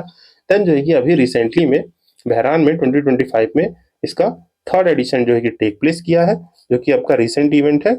22 से 31 अक्टूबर तक ये इवेंट चला था, जो कि हेल्ड कहाँ किया था? बहरान मनामा, बहरान में इसे हेल्ड किया गया। और इंडिया ने यहाँ पे जो है कि प्रीवियस एडिशन से जो है कि ज़्यादा मेडल लाए हैं, जो कि हमारे 13 गोल्ड, 18 सिल्वर और 17 ब्रॉन्ज है, जो कि अब तक के सबसे हाईएस्ट है, 48 medals for the athletes of age group 14 to 17 years. तो ये आपको याद रखना है। यहाँ पे जो है कि एक जो है कि हमारे खेलो इंडिया इनिशिएटिव के अंडर जो है इंडिया का जो है कि एक ग्रेटर अचीवमेंट है। अब आइए जो है कि हम जो है कि आई थिंक ये ब्रीफली आपको ये समझ में आ गया होगा, एशियन यूथ गेम की ब्रीफ हिस्ट्री समझ में आ गई होगी। अब हम इस क्वेश्चन को अटेम्प्ट करते हैं। यहाँ पे जो है कि पहला स्टेटमेंट कह रहा है कि 2025 जो है कि hosted by the India for the first time. तो ये स्टेटमेंट आपका गलत है। ये कहाँ हुआ है? देखिए यहाँ पे इमेज में भी लगा हुआ है, थर्ड एशियन यूथ गेम बहरान 2025 ये हेल्ड हुआ है। तो ये जो है कि आप गलत स्टेटमेंट है। ये कहाँ हुआ है? बहरान में हुआ है। तो जो है कि एथलीट्स जो है कि आपके 88 से जो है कि 17 ईयर्स के होने चाहिए। तो ये स्टेटमेंट गलत है। हम पढ़ के आए हैं अभी 14 टू 17 ईयर्स जो है कि एज ग्रुप के यहाँ पे जो है कि पार्टिसिपेंट्स होते हैं। तो यहाँ दोनों ही स्टेटमेंट आपकी क्या है? गलत है। यहाँ पे करेक्ट बताना था तो नाइदर वन नॉर टू, यहाँ पे दोनों ही स्टेटमेंट गलत है। तो जो है कि आप यहाँ से एक बार ब्रीफली एक्सप्लेनेशन जो है कि देख सकते हैं। ये हेल्ड हुआ था इवेंट एंड की यहाँ पे 14 से 17 जो है कि एज ग्रुप के मेंबर्स रहते हैं। और यहाँ पे एक जो है कि आप वैल्यूएडिशन करेंगे क्या, कि जो नेक्स्ट इवेंट होना है फोर्थ एशियन गेम का, फोर्थ एशियन यूथ गेम जो है कि कहाँ पे हेल्ड करेगा? ताशकेंट उज्बेकिस्तान में हेल्ड करेगा। तो ये 2029 में जो है कि प्रपोज्ड है। और यहाँ पे जो है कि विच इज फॉर्मली जो है कि देखिए 2025 में जो है कि चौथा होना था, पर यहाँ पे जो है कि 29 में होगा कि ड्यू टू दी 17 और 2021 का कैंसिल हो गया। तो ये जो है कि ब्रीफली याद रखेंगे आप। और यहाँ पे अगर कुछ रिकॉल करें तो ये उज्बेकिस्तान, तो ये आपके माइंड में बन जाना चाहिए। ये क्या है? मिडल ईस्टर्न कंट्रीज है जो हमारे, ये देखिए कैप्शंस ये रफली में बना के दे दूं, ये कहाँ पे है? ये आपका कजाकिस्तान हो गया, यहाँ जो है कि आपका तुर्कमेनिस्तान, और ये बीच में जो है कि उज्बेकिस्तान है। यहाँ पे ये ऐसे आप ब्रीफली याद रख सकते हैं, जो कि मैंने थोड़ी बना दिया। ये कैप्सिकन सी है आपका, यहाँ पे क्या है? कजाकिस्तान। ये बीच में जो है कि लैंडलॉक कंट्री है उज्बेकिस्तान। यहाँ पे क्या है? किर्गिस्तान है। यहाँ पे ताजिकिस्तान है, और यहाँ पे क्या है आपका? तुर्कमेनिस्तान है। तो ये ब्रीफली याद रहना चाहिए आपको, जो कि मैंने आपको थोड़ा रिकॉल करा दिया कि ऐसे वर्ड अगर हमारे माइंड में आए उज्बेकिस्तान, तो हमें याद होना चाहिए इसकी लोकेशन कहाँ है वर्ड मैप में। देन जो है कि हम अपने नेक्स्ट क्वेश्चन को देखते हैं। नेक्स्ट क्वेश्चन बात कर रहा है आपका रामनामी कम्युनिटी के बारे में, जो है कि रिसेंटली अभी न्यूज में देखी गई है। यहाँ सर्टेन स्टेटमेंट है asking the which of the following are the correct statement. तो आइए पहले हम जो है कि इसके न्यूज कॉन्टेक्स्ट को जान लेते हैं और इस कम्युनिटी के बारे में थोड़ा हम पढ़ लेते हैं, देन हम इस क्वेश्चन को अटेम्प्ट करेंगे। देन जो है कि हमारा जो है कि देखिए रामनामी ट्राइब या कम्युनिटी कह लीजिए, रिसेंटली में अभी क्या हुआ है, हमारे प्राइम मिनिस्टर जी जो कि छत्तीसगढ़ का फाउंडेशन डे था रायपुर में, वहाँ गए थे। तो इन्होंने जो है कि रामनामी ट्राइब का पिकॉक फेदर क्राउन को जो है कि वियर किया था, मीन पहना था। तो that's why this tribe community news, और जो इसके बारे में हमें पढ़ना है। तो जो है कि ये रामनामी ट्राइब एक हिंदू टेक कम्युनिटी है, जो कि हमारे देखिए नाम से भी कन्वर्ट है कि लॉर्ड राम को जो है कि वर्शिप करती है, और जो है कि उनके नाम का मीन्स राम नाम का टैटू हिंदी में होता है वो राम राम नाम का टैटू जो है कि इस इमेज में भी आप देख सकते हैं, थोड़ा क्लियर नहीं होगा। ये पूरे शरीर पे जो है कि इनके राम नाम का टैटू होता है, और उसी तरीके की एक शॉल जो है कि ये वियर करते हैं। तो ये जो है कि हमारे रामनामी कम्युनिटी की एक यूनिक सी प्रैक्टिस है, जो कि हमारे लॉर्ड राम के टैटू और जो है कि उनके नाम का क्लॉथ वियर करते हैं। और इनकी लोकेशन देखें तो ये मेनली फाउंड होते हैं महानदी रिवर, जो कि छत्तीसगढ़ का एरिया है। छत्तीसगढ़ में जो हमारी ये छत्तीसगढ़ है, इधर उड़ीसा है, यहाँ छत्तीसगढ़ रिवर महानदी, आप सोचेंगे कि उड़ीसा की महानदी रिवर है, तो उसका कुछ पोर्शन जो है कि छत्तीसगढ़ में भी है और कुछ ट्रिब्यूटरीज। तो यहाँ महानदी रिवर सिस्टम के पास में छत्तीसगढ़ में, और जो है कि बॉर्डर रीजन ऑफ महाराष्ट्र और उड़ीसा, ये जो है कि रामनामी ट्राइब वहाँ पे पाई जाती है। और जिसका ओरिजिन कहाँ था? ओरिजिन हुआ था इनका 19th सेंचुरी में as a peaceful resistant movement against the prevailing caste system in India. और ये किसने जो है कि स्टार्ट किया था? ये जो है कि परशुराम भारद्वाज इन दी 1890s, जो कि एक son of the lower caste share cropper थे, उन्होंने इसको स्टार्ट किया था। और इन्होंने कहा था कि मीन्स आप हमें जो है कि वर्शिप राइट नहीं दे रहे हैं, मीन्स जो कि भगवान को पूजने नहीं दे रहे हैं, जो अपर क्लास थी। तो इन लोगों ने ये प्रैक्टिस स्टार्ट कर दी थी, जिसमें जो है कि ये अपने पूरी बॉडी पे राम नाम लिखते हैं, टैटू कराते हैं। और वो भी process of tattoo is very difficult, जो है कि आपका टू वुडन नीडल से जो है कि ये प्रैक्टिस जो है कि सारे टैटू करते हैं, जो कि यहाँ देखिए 2 वुडन नीडल। और जो है कि जो भी वो आपका कलर यूज होता है, वो इंक यूज होती है किससे? केरोसिन ऑयल को, जो कि अर्दन पॉट में, जिसे हम दिया कहते हैं अर्दन पॉट, उसमें जो है कि जला के जो उसका सूत होता है, सूत जो है कि उससे जो है कि केरोसिन से निकलने वाले उस इंक को जो है कि स्टैटू में यूज किया जाता है, जो कि एक्सपर्टीज के सुपरविजन में इसको रखा जाता है। और देखिए इस पे जो है कि फिर जो है कि इस पे जो है कि थोड़े केस भी हुए थे, जो भी अपर क्लास वहाँ के थे, अपर कास्ट के लोग, सॉरी क्लास नहीं कास्ट, जो अपर कास्ट के लोगों ने इनको जो है कि इनके ऊपर केस भी कर दिया था कि इस प्रैक्टिस को आप ना करें, राम नाम टैटू को। तो ये जो है कि 1910 में ये कोर्ट में भी इस जो है कि केस को जीत गए थे। वहाँ पे जो कि कोर्ट ने अलाउ कर दिया था कि ये प्रैक्टिस ये कर सकते हैं। देन जो है कि इसके आप की फीचर्स के बारे में पढ़ सकते हैं, जो कि टैटू जो नोन एज होते हैं पूर्णा केशिक, जो है कि इन टैटूज को कहा जाता है। और बाकी जो है कि आप एक बार ब्रीफली पॉज करके पढ़ लेंगे तो यहाँ पे आपको समझ में आ जाएगा। देन हम अपने क्वेश्चन को अब अटेम्प्ट करते हैं, जो कि बात कर रहा है रामनामी कम्युनिटी के बारे में, और यहाँ करेक्ट स्टेटमेंट कौन कौन सी है। तो पहला स्टेटमेंट कह रहा है they are mainly located in the Jharkhand. तो हम पढ़ के आए ये झारखंड में नहीं है, ये कहाँ होती है? आपकी छत्तीसगढ़ वाले रीजन में, महानदी के जो है कि साइड में, और certain region of the Maharashtra and Orissa. तो पहला स्टेटमेंट आपका गलत हो जाएगा। देन जो है कि सेकंड कह रहा है कि राम नाम is tattooed on the body of the people of this community using the wooden needles. तो ये मैंने आपको बताया, यहाँ पे वुडन नीडल्स के थ्रू, जो कि कैरोसिन अर्दन पॉट में कैरोसिन ऑयल को जो है कि बर्न करके जो भी इंक आती है, सूत आता है, तो उससे जो है कि ये सारे टैटू वो किए जाते हैं, विच इज इटसेल्फ बहुत ही पेनफुल प्रोसेस होता है। जो भी आप इसको सर्च करके पढ़ेंगे तो ये सस्टेन करना बहुत मुश्किल होता है। देन जो है कि those with the full body tattoos, जिनके पास पूरे बॉडी के टैटूज होते हैं, उनको पूर्ण नासिक कहा जाता है। तो यहाँ पे जो है कि आपका सेकंड एंड थर्ड करेक्ट है, बाकी फर्स्ट गलत है। तो यहाँ पे ओनली 2 हमारा आंसर हो जाएगा, जिसको हम ब्रीफली यहाँ से एक बार पॉज करके एक्सप्लेनेशन पढ़ सकते हैं और इसको जो है कि आप नोट्स की तरह यूज कर सकते हैं। देन जो है कि हम मूव करते हैं अपने नेक्स्ट क्वेश्चन पे, जो कि हमारा 12th क्वेश्चन है और बात कर रहा है 12th क्वेश्चन किस चीज की, कि यहाँ पे world summit for social development पे हमें जो है कि अभी जो है कि recently world summit for social development conduct हुई है। यहाँ पे सर्टेन स्टेटमेंट है और हमें बताना है कि which of the following above are the correct statement. तो आइए पहले हम जो है कि सेकंड वर्ल्ड समिट जो है कि सोशल डेवलपमेंट जो कि दोहा में कंडक्ट कराई गई है, इसके बारे में थोड़ा ब्रीफली जान लेते हैं। तो अभी जो है कि सेकंड वर्ल्ड समिट हुई है सोशल डेवलपमेंट पे, जो कि हमारे union minister doctor Mansukh Mandaviya ji ने अपने इंडिया को वहां पे रिप्रेजेंट किया है, जो कि दोहा कतर में 4 to 6 नवंबर में ये समिट टेक प्लेस की है। जो कि किस लिए है, इसका जो है कि it is the united nation convent high level global forum है, जो कि ब्रिंग करता है टुगेदर वर्ल्ड लीडर्स को, इंटरनेशनल ऑर्गेनाइजेशन को, सिविल सोसाइटी को, to expert to reform the new global commitment to the social justice, poverty eradication, inclusive growth in line with the 2030 agenda for the sustainable development.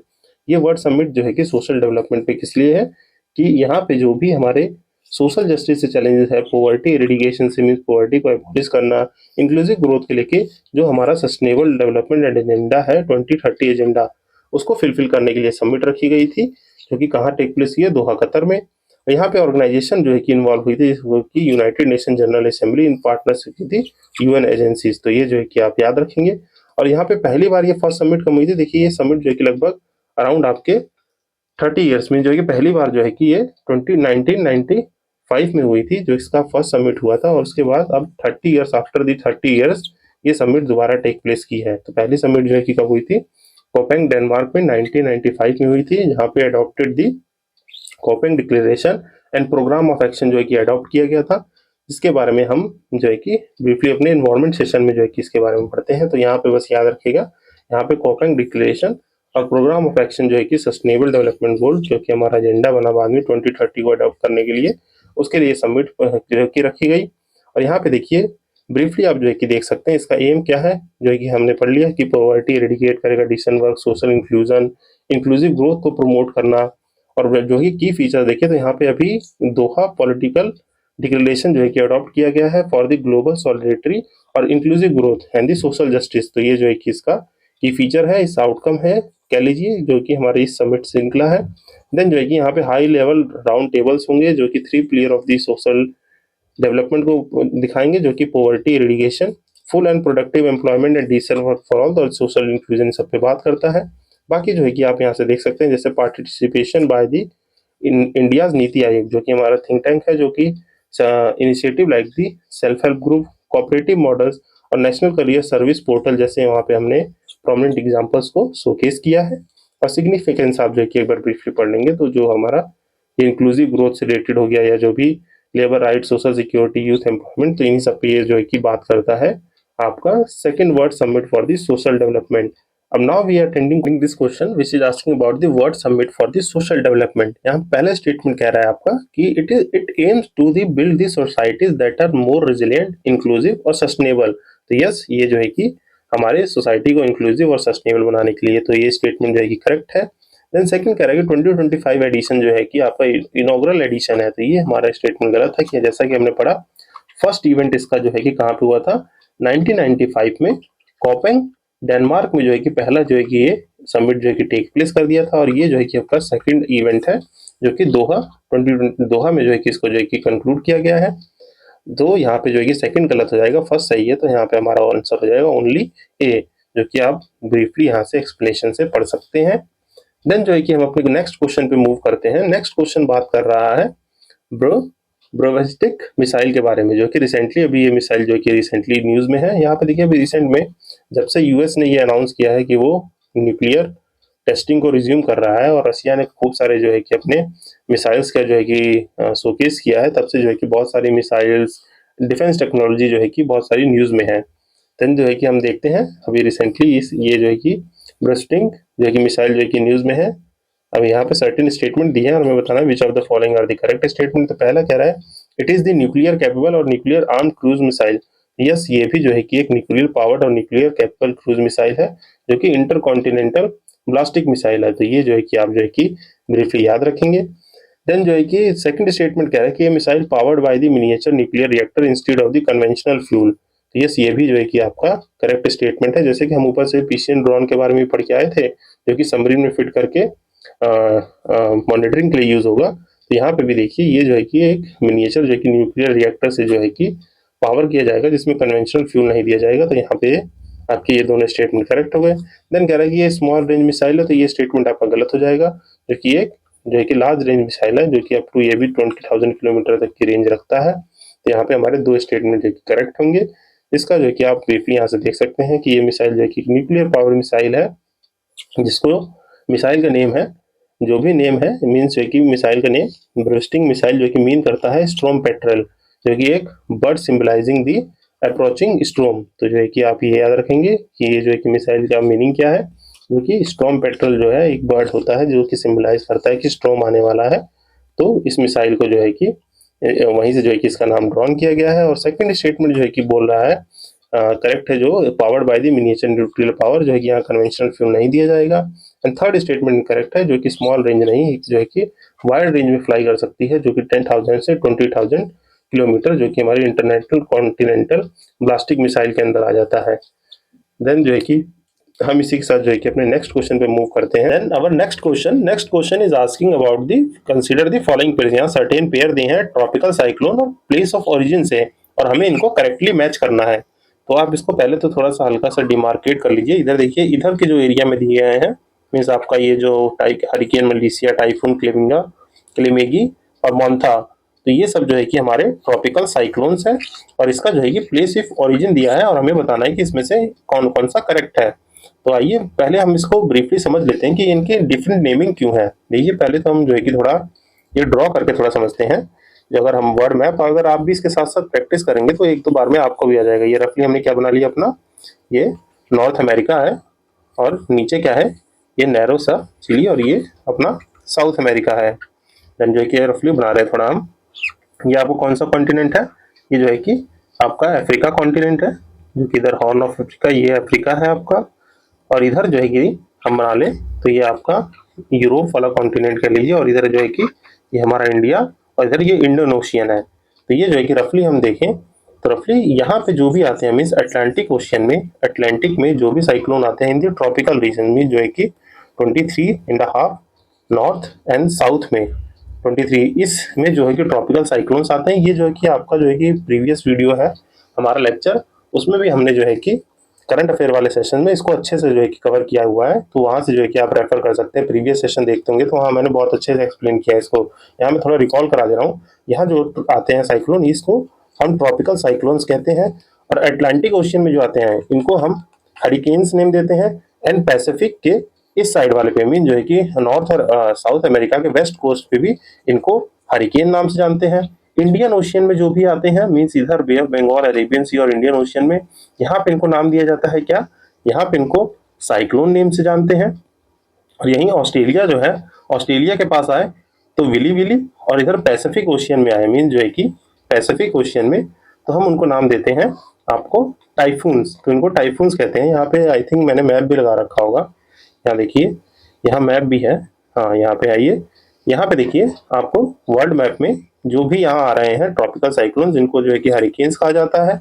यहाँ पे जो है कि Indian में जो है कि इंडियन ओशियन में इनको साइक्लोन्स, यहाँ पे जो है कि टाइफून्स, और यहाँ ऑस्ट्रेलिया के पास आए तो विली विली कहा जाता है। तो इसी के साथ हम जो है कि हमने एक चीज तो रिकॉल कर ली कि डिफरेंट नेमिंग्स क्यों है, ड्यू टू द रीजन। यहाँ पे और भी ब्रीफली कॉल करें तो ये साइक्लोन के फॉर्मेशन कैसे होता है। यहाँ पे जो है कि what are the conditions of cyclone, mean cyclone formation के लिए, मीन्स यहाँ पे फॉर्मेशन की बात हो रही है, साइक्लोन फॉर्मेशन की कंडीशंस क्या क्या है।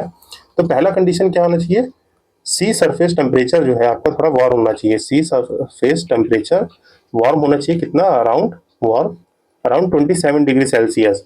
दूसरा प्रेजेंस ऑफ कोरलिस फोर्स जो है कि आपका प्रेजेंट होना चाहिए, जो कि आपका कोरलिस फोर्स क्या होता है, ये होता है ये जो भी विंड चल रही है उसको जो है कि नॉर्थ में रहेगा। कोई विंड ब्लो कर रही है इन दी नॉर्थ हेमिस्फीयर, तो उसको राइट साइड में डिफ्लेक्ट कर देगा। अगर वो साउदर्न हेमिस्फीयर में है तो लेफ्ट साइड डिफ्लेक्ट कर देगा, तो ये डिफ्लेक्शन ऑफ द विंड को जो है कि कॉज करता है। Correlates for due to the our rotation of the earth, तो ये याद रखेंगे। बाकी तीसरा जो होना चाहिए आपका वेरिएशन इन विंड स्पीड होना चाहिए। चौथा जो है कि आपका फोर्थ कंडीशन एक प्री एग्जिस्टिंग मीन जो है कि प्री एग्जिस्टिंग आपका लो प्रेशर एरिया होना चाहिए वहां पे। अब जो है कि फॉर्मेशन होता क्या, ये देखिए, ये तो जो है कि एसेंशियल जो है कि क्राइटेरिया है कि ये कंडीशन जो होंगे फेवरेबल कंडीशन, ये सब कंडीशन जब फेवर करेंगी तभी साइक्लोन जो है कि फॉर्म होगा। अब जैसे इमेजिन कीजिए जो ये अपना ट्रॉपिकल एरिया है 23.5 इंडियन नॉर्थ, और जो है कि जानते हैं साउथ में यहाँ पे सनरेज डायरेक्टली स्लैंटली आती है, मीन जो है कि सन होता है वो डायरेक्टली हीट देता है। तो ये इमेजिन कीजिए ये आपका ओशियन सरफेस है, ये ओशियन सरफेस है, और यहाँ जो है कि डायरेक्टली हिट करती है due to the our tilt of the mean जो है कि हमारा अर्थ जो है कि टिल्ट है, तो यहाँ पे जो है कि सन रेज डायरेक्टली ज़्यादा मोर इंटेंसिटी के साथ हिट करती है। तो जब भी हिट करेगी तो मीन जो कि सी, ये जो है कि सी सरफेस जो है यहाँ से इवेपोरेशन होना स्टार्ट हो जाएगा। मीन जो है कि इवेपोरेशन होगा, जब भी वाटर मॉलिक्यूल्स इवेपोरेट होंगे तो वहाँ इनमें गैप बनेगा, और यहाँ पे जो है कि ये राइज करेंगे। मीन जो है कि वाटर मॉलिक्यूल्स राइज करें तो यहाँ क्या क्रिएट हो जाएगा, आपका एक लो प्रेशर एरिया क्रिएट हो जाएगा। मीन्स यहाँ पे एक लो प्रेशर एरिया क्रिएट हो जाएगा, और जैसे कि हमारे पता है कि प्रेजेंस ऑफ कोरिलेट्स फोर्स रहता है, कोरिलेट्स फोर्स की वजह से ये एयर डिफ्लेक्ट भी करेंगे। अब यहाँ से विंड भी चल रही है, यहाँ पे, और ये जब डिफ्लेक्ट करेंगी तो ये जो है कि स्पाइरल करते हुए ये अप साइड को मूव करेगा और ऊपर जाके एक क्लाउड सिस्टम बना देगा, जिससे हमारे साइक्लोन का फॉर्मेशन होता है। और ये देखिए मैंने बताया कि स्पाइरलिंग होते हैं, और ये सब देखिए प्रीवियस वीडियो में ज़्यादा अच्छे से बताया है। यहाँ पे मैंने बस हल्का सा रिकॉलिंग के लिए बता दिया कि आपको रिकॉल हो जाए। आप प्रीवियस सेशन को पढ़ेंगे तो वहाँ पे और अच्छे से डिस्कस किया हुआ है मैंने। यहाँ पे जैसा कि देख सकते हैं, यहाँ पे क्या होगा, जैसे ये एयर राइज करेंगे यहाँ पे जो है कि ये स्पाइरल करके क्लाउड फॉर्मेशन कर देंगे, वो भी कौन से क्यूमुलोनिम्बस क्लाउड फॉर्म करेंगे जो कि रेन को कॉज करते हैं, और ये बहुत ही ज्यादा हाई स्पीड से जो है कि मूव करते हैं और रेनफॉल और डिस्ट्रक्शन लाते हैं। तो ये हमने जो है कि अपने साइक्लोन के फॉर्मेशन को भी ब्रीफली जो है कि समझ लिया है, जो कि आप याद रखेंगे। बीच में जो है कि इस पोर्शन को आई कहते हैं, ये सब चीजें ब्रीफली जो है कि याद रखेंगे। और ये जो है कि ये तीनों जो पेयर दिए गए हैं, पहला कह रहे हैं कि मलेशिया जो है कि कहाँ आया था, ये हमारे नॉर्थ अटलांटिक में आया था। हरिकेन से हम पहचान सकते हैं, हरिकेन जो है कि हमारे अटलांटिक ओशियन में आते हैं, या तो जो है कि पैसिफिक के इधर साउथ के वेस्ट कोस्ट में आते हैं। तो यहाँ पे जो है कि मलेशिया जो है कि हमारे नॉर्थ अटलांटिक ओशियन में आया था।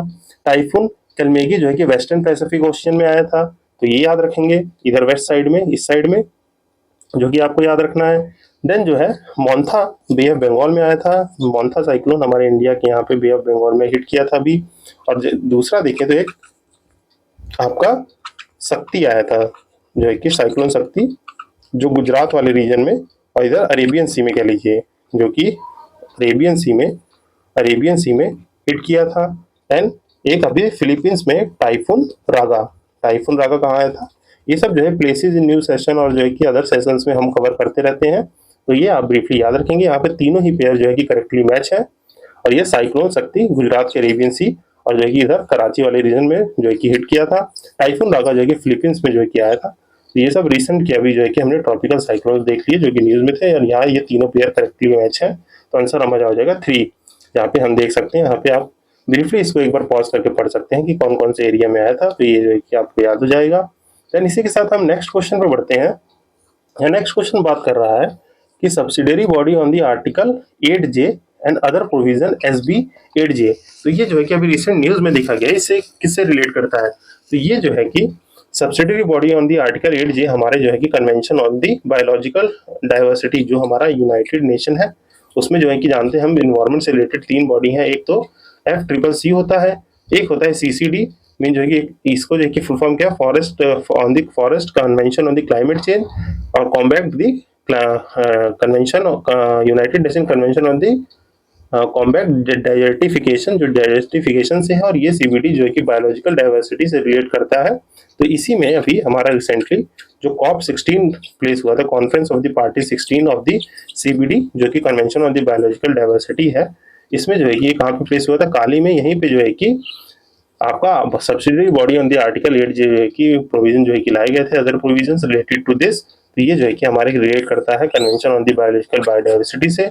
और ये वाला जो वीडियो है आपका, जिसमें मैंने मीन्स आई थिंक वो सितंबर का करंट अफेयर वाला वीडियो है, जो लास्ट वीडियो का, वो लगभग 1 आवर का लगभग वीडियो है। उसमें 30x30 इनिशिएटिव जो है कि पढ़ाया था। तो वहाँ मैंने इस टॉपिक को पूरा अच्छे से पढ़ाया हुआ है कि यहाँ पे जो भी आपके UN CBD हो गए या FFFC हो गए, ये सब जो है कि अच्छे से बताएं। और रिसेंट के सारे जो है कि जितने भी कॉन्फ्रेंस ऑफ पार्टी हुए इन सब के, वो भी मैंने किया है, तो kindly refer to that video, वहाँ से आपको अच्छे से रिकॉल हो जाएगा। तो यहाँ पे मैं उसको एक्सप्लेन नहीं कर रहा हूँ। देन जो है कि यहाँ देख सकते हैं इसका एक्सप्लेनेशन, जो है कि हमारा आर्टिकल 8 जो है कि CBD जो है हमारा कॉन्फ्रेंस ऑफ द पार्टी 16 जो कि यूनाइटेड कन्वेंशन जो है बायोलॉजिकल डाइवर्सिटी से हुआ था, जो कि अक्टूबर 2025 में हुआ था।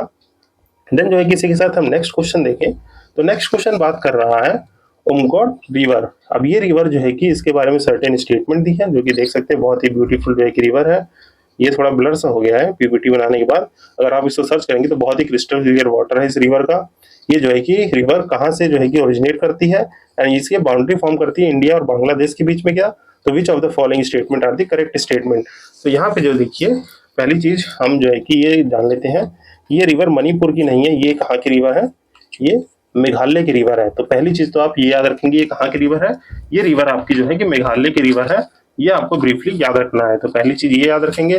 देन सेकंड स्टेटमेंट जो है कि बोल रहा है कि it forms the border between the India और बांग्लादेश, क्या ये जो है कि बॉर्डर बनाती है बांग्लादेश और इंडिया के बीच में। तो यहाँ पे जो है कि सेकंड स्टेटमेंट करेक्ट है, जो कि फॉर्म करती है बॉर्डर। यहाँ पे जो है कि बॉर्डर कह लीजिए, रन अलोंग कर लीजिए इसको, जो है कि थोड़ा बाउंड्री की जगह इसको जो कि कट करके रन अलोंग, ये जो है कि शायद गलत लगता है, यहाँ पे जो है कि रन अलोंग कर लीजिए। मीन जो कि बॉर्डर तो थोड़ा सी पोर्शन में बॉर्डर बनाती है ये, बाकी रन अलोंग करती है इंडिया और बांग्लादेश के बीच में। तो ये स्टेटमेंट करेक्ट होगा, ये गलत होगा क्योंकि ये मेघालय नहीं, मणिपुर नहीं, ये जो है कि आपका मेघालय में फ्लो करती है, जो है कि अभी जो है कि हम ब्रीफली और जान लेंगे इसके बारे में। तो यहाँ पे जो है कि आपका ओनली 1 जो है कि करेक्ट आंसर हो जाएगा।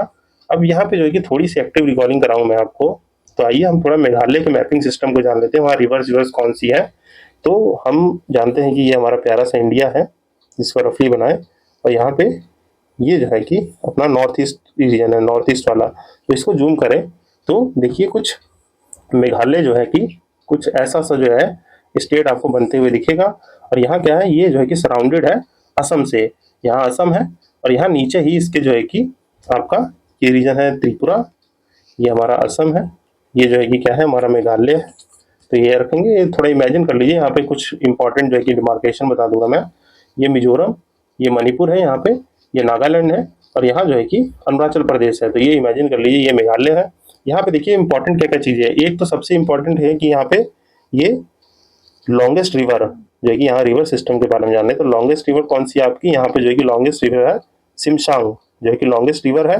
और जो ये रिवर है आपकी उमटोंग, ये भी एक वन ऑफ द यहाँ पे लंबी रिवर है, जिसको यहाँ पे दावकी रिवर से भी नाम से जाना जाता है, दावकी रिवर नेम से भी इसको जो है कि प्रोनाउंस किया जाता है, जो कि ऑल्सो नोन एज दी उमटोंग रिवर, जो कि ये आप याद रखेंगे। देन जो है कि और क्या क्या चीज़ें याद रख सकते हैं हमें मेघालय में, देखिए 3 जो है कि माउंटेन रेंज याद रखेंगे। मीन जो है कि यहाँ पे 3 माउंटेन रेंज है, जो कि आप जानते हैं कौन कौन सी है। गारो, यहाँ पे जो है बीच में मिडल है आपके काशी, और यहाँ पे जयंतिया हिल्स है, जयंतिया हिल जो है कि नीचे जो है कि ईस्ट जयंतिया हिल्स, ऊपर वेस्ट जयंतिया हिल्स। और एक यहाँ पे प्लेट्यू याद रखेंगे, यहाँ पे एक प्लेट्यू कौन सा है, ये शिलोंग प्लेट्यू, ये जो है आपको याद रखना है शिलोंग प्लेट्यू। और जो ये रिवर है आपकी उमटोंग रिवर, ये जो है कि यहीं पे जो है कि कुछ इस तरह से बहती है, ये दावकी रिवर कह लीजिए या उंगटोंग रिवर, जो कि फ्लो करती है आपकी काशी और जयंतिया के बीच में, और जो है कि थोड़ा बाउंड्री फॉर्म कर देती है बांग्लादेश और इंडिया के बीच में। तो ये याद रखेंगे। और बाकी जो है कि यहाँ 2 नेशनल पार्क है गारो हिल्स में, यहाँ कौन सा नाम नेशनल पार्क है आपका Nokrek national park, and जो है कि यहाँ डाउन ऑफ द काशी, यहाँ पे जो है कि एक नेशनल पार्क है आपका बाल्फाक्रम नेशनल पार्क। तो ये जो है कि आप यहाँ के नेशनल पार्क और ये सब चीजें एक्टिवली कॉल कर सकते हैं। और यहाँ पे एक जो है कि आपकी इंपॉर्टेंट लेक है, जो कि आप देख सकते हैं यहाँ पे है, कुछ लाई करती है मिडल इन द ईस्ट, ये रफली है, ये है कि उमियम लेक। तो ये जो है कि लेक याद रखेंगे आप, जो कि ये ब्रीफली मैंने आपको जो है कि मेघालय की कुछ मैपिंग के बारे में बेसिक डिटेल्स दे दी हैं, जो कि याद रखेंगे। मेजरली गारो काशी जयंतिया हिल्स जो कि यहाँ लाई करती हैं, और यहाँ 2 नेशनल पार्क है, और ये जो है कि आपकी दावकी रिवर कह लीजिए, उमटोंग रिवर, और सिमशिंग रिवर जो लॉन्गेस्ट है सिमशंग रिवर, वो इस साइड से थोड़ा जो है कि फ्लो करती है। तो ये सब चीजें आप ब्रीफली याद रखेंगे मेघालय के बारे में। आई होप जो है कि आपको ये जो है कि रिवर सिस्टम थोड़ा समझ में आया होगा। देन जो है कि हम अपने नेक्स्ट क्वेश्चन पे मूव करते हैं, इसका एक्सप्लेनेशन आप यहाँ से ब्रीफली पढ़ सकते हैं। नेक्स्ट क्वेश्चन में देखें तो next question is talking about national corporation development corporation के बारे में, यहाँ पे national cooperative development corporation NCDC के बारे में हमें सर्टेन स्टेटमेंट दी है और पूछ रहा है कि which of the following above statement are the correct statement. तो पहले जो है कि हम जान लेते हैं जो ये हमारी राष्ट्रीय सहकारी विकास निगम है, मीन्स कोऑपरेटिव पे कोऑपरेटिव डेवलपमेंट कॉपरेशन है, इसके बारे में थोड़ा जान लेते हैं, कंटेक्स्ट जान लेते हैं, देन जो है कि हम इस क्वेश्चन को अटेम्प्ट करेंगे। तो पहली चीज जो है कोऑपरेटिव जब माइंड में आए, मीन जो है कुछ भी कोऑपरेटिव, तो हमें पता होना चाहिए कोऑपरेटिव से रिलेटेड हमारे कॉन्स्टिट्यूशनल कॉन्स्टिट्यूशनल प्रोविजंस क्या क्या है, मींस कोऑपरेटिव से रिलेटेड हमारे पास क्या क्या कॉन्स्टिट्यूशनल प्रोविजंस है। तो ये आपको याद रहना चाहिए ब्रीफली, जो कि हमारे आर्टिकल आर्टिकल 19(1) के सी में मीन जो कि आपको राइट टू फॉर्म, जो है कि right to form cooperative societies, जो है कि आपको राइट मिला हुआ है किसमें, आर्टिकल 19(1) सी में। देन जो है कि आपका बात किसमें है, आपके पार्ट 9B, जो कि 97 कॉन्स्टिट्यूशनल अमेंडमेंट एक्ट से ऐड हुआ था, ये भी आपके कोऑपरेटिव की बात करता है, कोऑपरेटिव्स की। देन हमारा आर्टिकल 43B, जो कि हमारे पार्ट 4 में डीपीएसपी है, डीपीएसपी वो भी जो है कि बात करता है promotion of the, means promote करना, प्रमोट आपके कोऑपरेटिव सोसाइटीज को प्रमोट करने की बात करता है। तो इतनी चीजें याद रखनी चाहिए कि दिस कोऑपरेटिव के लिए हमारे कॉन्स्टिट्यूशन में ये जो है कि प्रोविजंस प्रोवाइडेड है। आई होप जो है कि ये चीजें आप जो है कि रिटेन कर लेंगे, एक दो बार याद करिए तो ये जो चीजें याद हो जाएंगी।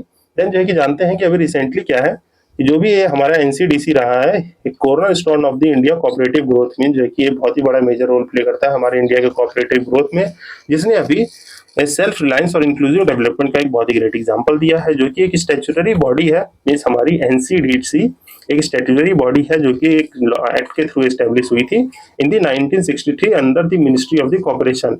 और मिनिस्ट्री ऑफ कॉर्पोरेशन के मिनिस्टर कौन है अभी, अमित शाह जी, जिनके अंडर दूसरी और मिनिस्ट्री कौन सी है, मिनिस्ट्री ऑफ होम अफेयर्स। तो ये सब चीजें आप याद रखेंगे। इसका फंक्शन जो है कि आप देख सकते हैं प्रमोट करेगा और स्ट्रेंथन करेगा फार्मर कोऑपरेटिव को, पोस्ट हार्वेस्ट फैसिलिटीज में जो है कि हमें मदद करेगा, like the supply of the seeds, fertiliser और अदर एग्रीकल्चर इनपुट्स में। देन जो है कि सपोर्ट करेगा income generating cooperative across the non farm sector, such as जो भी एक्टिविटीज रिलेट होंगी डेयरी से, लाइफ स्टॉक से, हैंडलूम से या सेरिकल्चर से। देन जो है कि अदर चीज देखें तो फाइनेंशियल असिस्टेंस भी प्रोवाइड कराता है बाय प्रोवाइडिंग लॉन्ग और शॉर्ट टर्म लोन्स, जो है कि ये आप याद रखेंगे।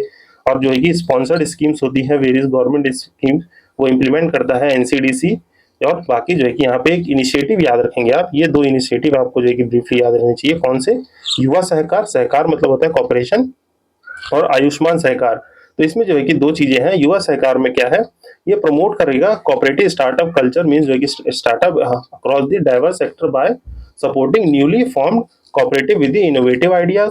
और ये प्रीफरेंस देगा in the north eastern region, और जो कि कोई भी एस्पिरेशनल डिस्ट्रिक्ट प्रोग्राम, मतलब एस्पिरेशनल डिस्ट्रिक्ट होगी फॉर कॉम्प्रोमाइजिंग एक्सक्लूसिवली, मीन जो है कि कॉम्प्रोमाइज करेगा जो एक्सक्लूसिवली वुमेन, एससी, एसटी और पीडब्ल्यूडी मेंबर्स, तो इनको जो है कि ज्यादा फेवराइज करेगा। देन आयुष्मान सहकार क्या है, ये होलिस्टिक अप्रोच है, स्ट्रेंथन दी हेल्थ केयर और ecosystem through the cooperative institution. तो ये जो है कि आप जो है कि एनसीडीसी के बारे में ये इनिशिएटिव्स और कुछ फंक्शंस, और ये स्टैब्लिश किससे हुआ है, 1963 एक्ट से। आई होप जो है कि इतनी चीजें आपको जो है कि समझ आ गई होंगी। Now we are going to attend this question जो हमारा एनसीडीसी पे है, और हमें करेक्ट स्टेटमेंट बतानी है।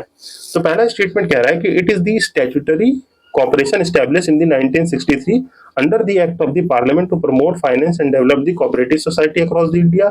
तो यस, ये हमारा जो है कि स्टैट्यूटरी बॉडी है जो 1963 एक्ट से बना है, और ये करेक्ट स्टेटमेंट है। देन जो है कि सेकंड कह रहा है कि primary focus of NCDC on supporting the agriculture, dairy, fishery और rural industry through the financial and technical assistant to the cooperatives.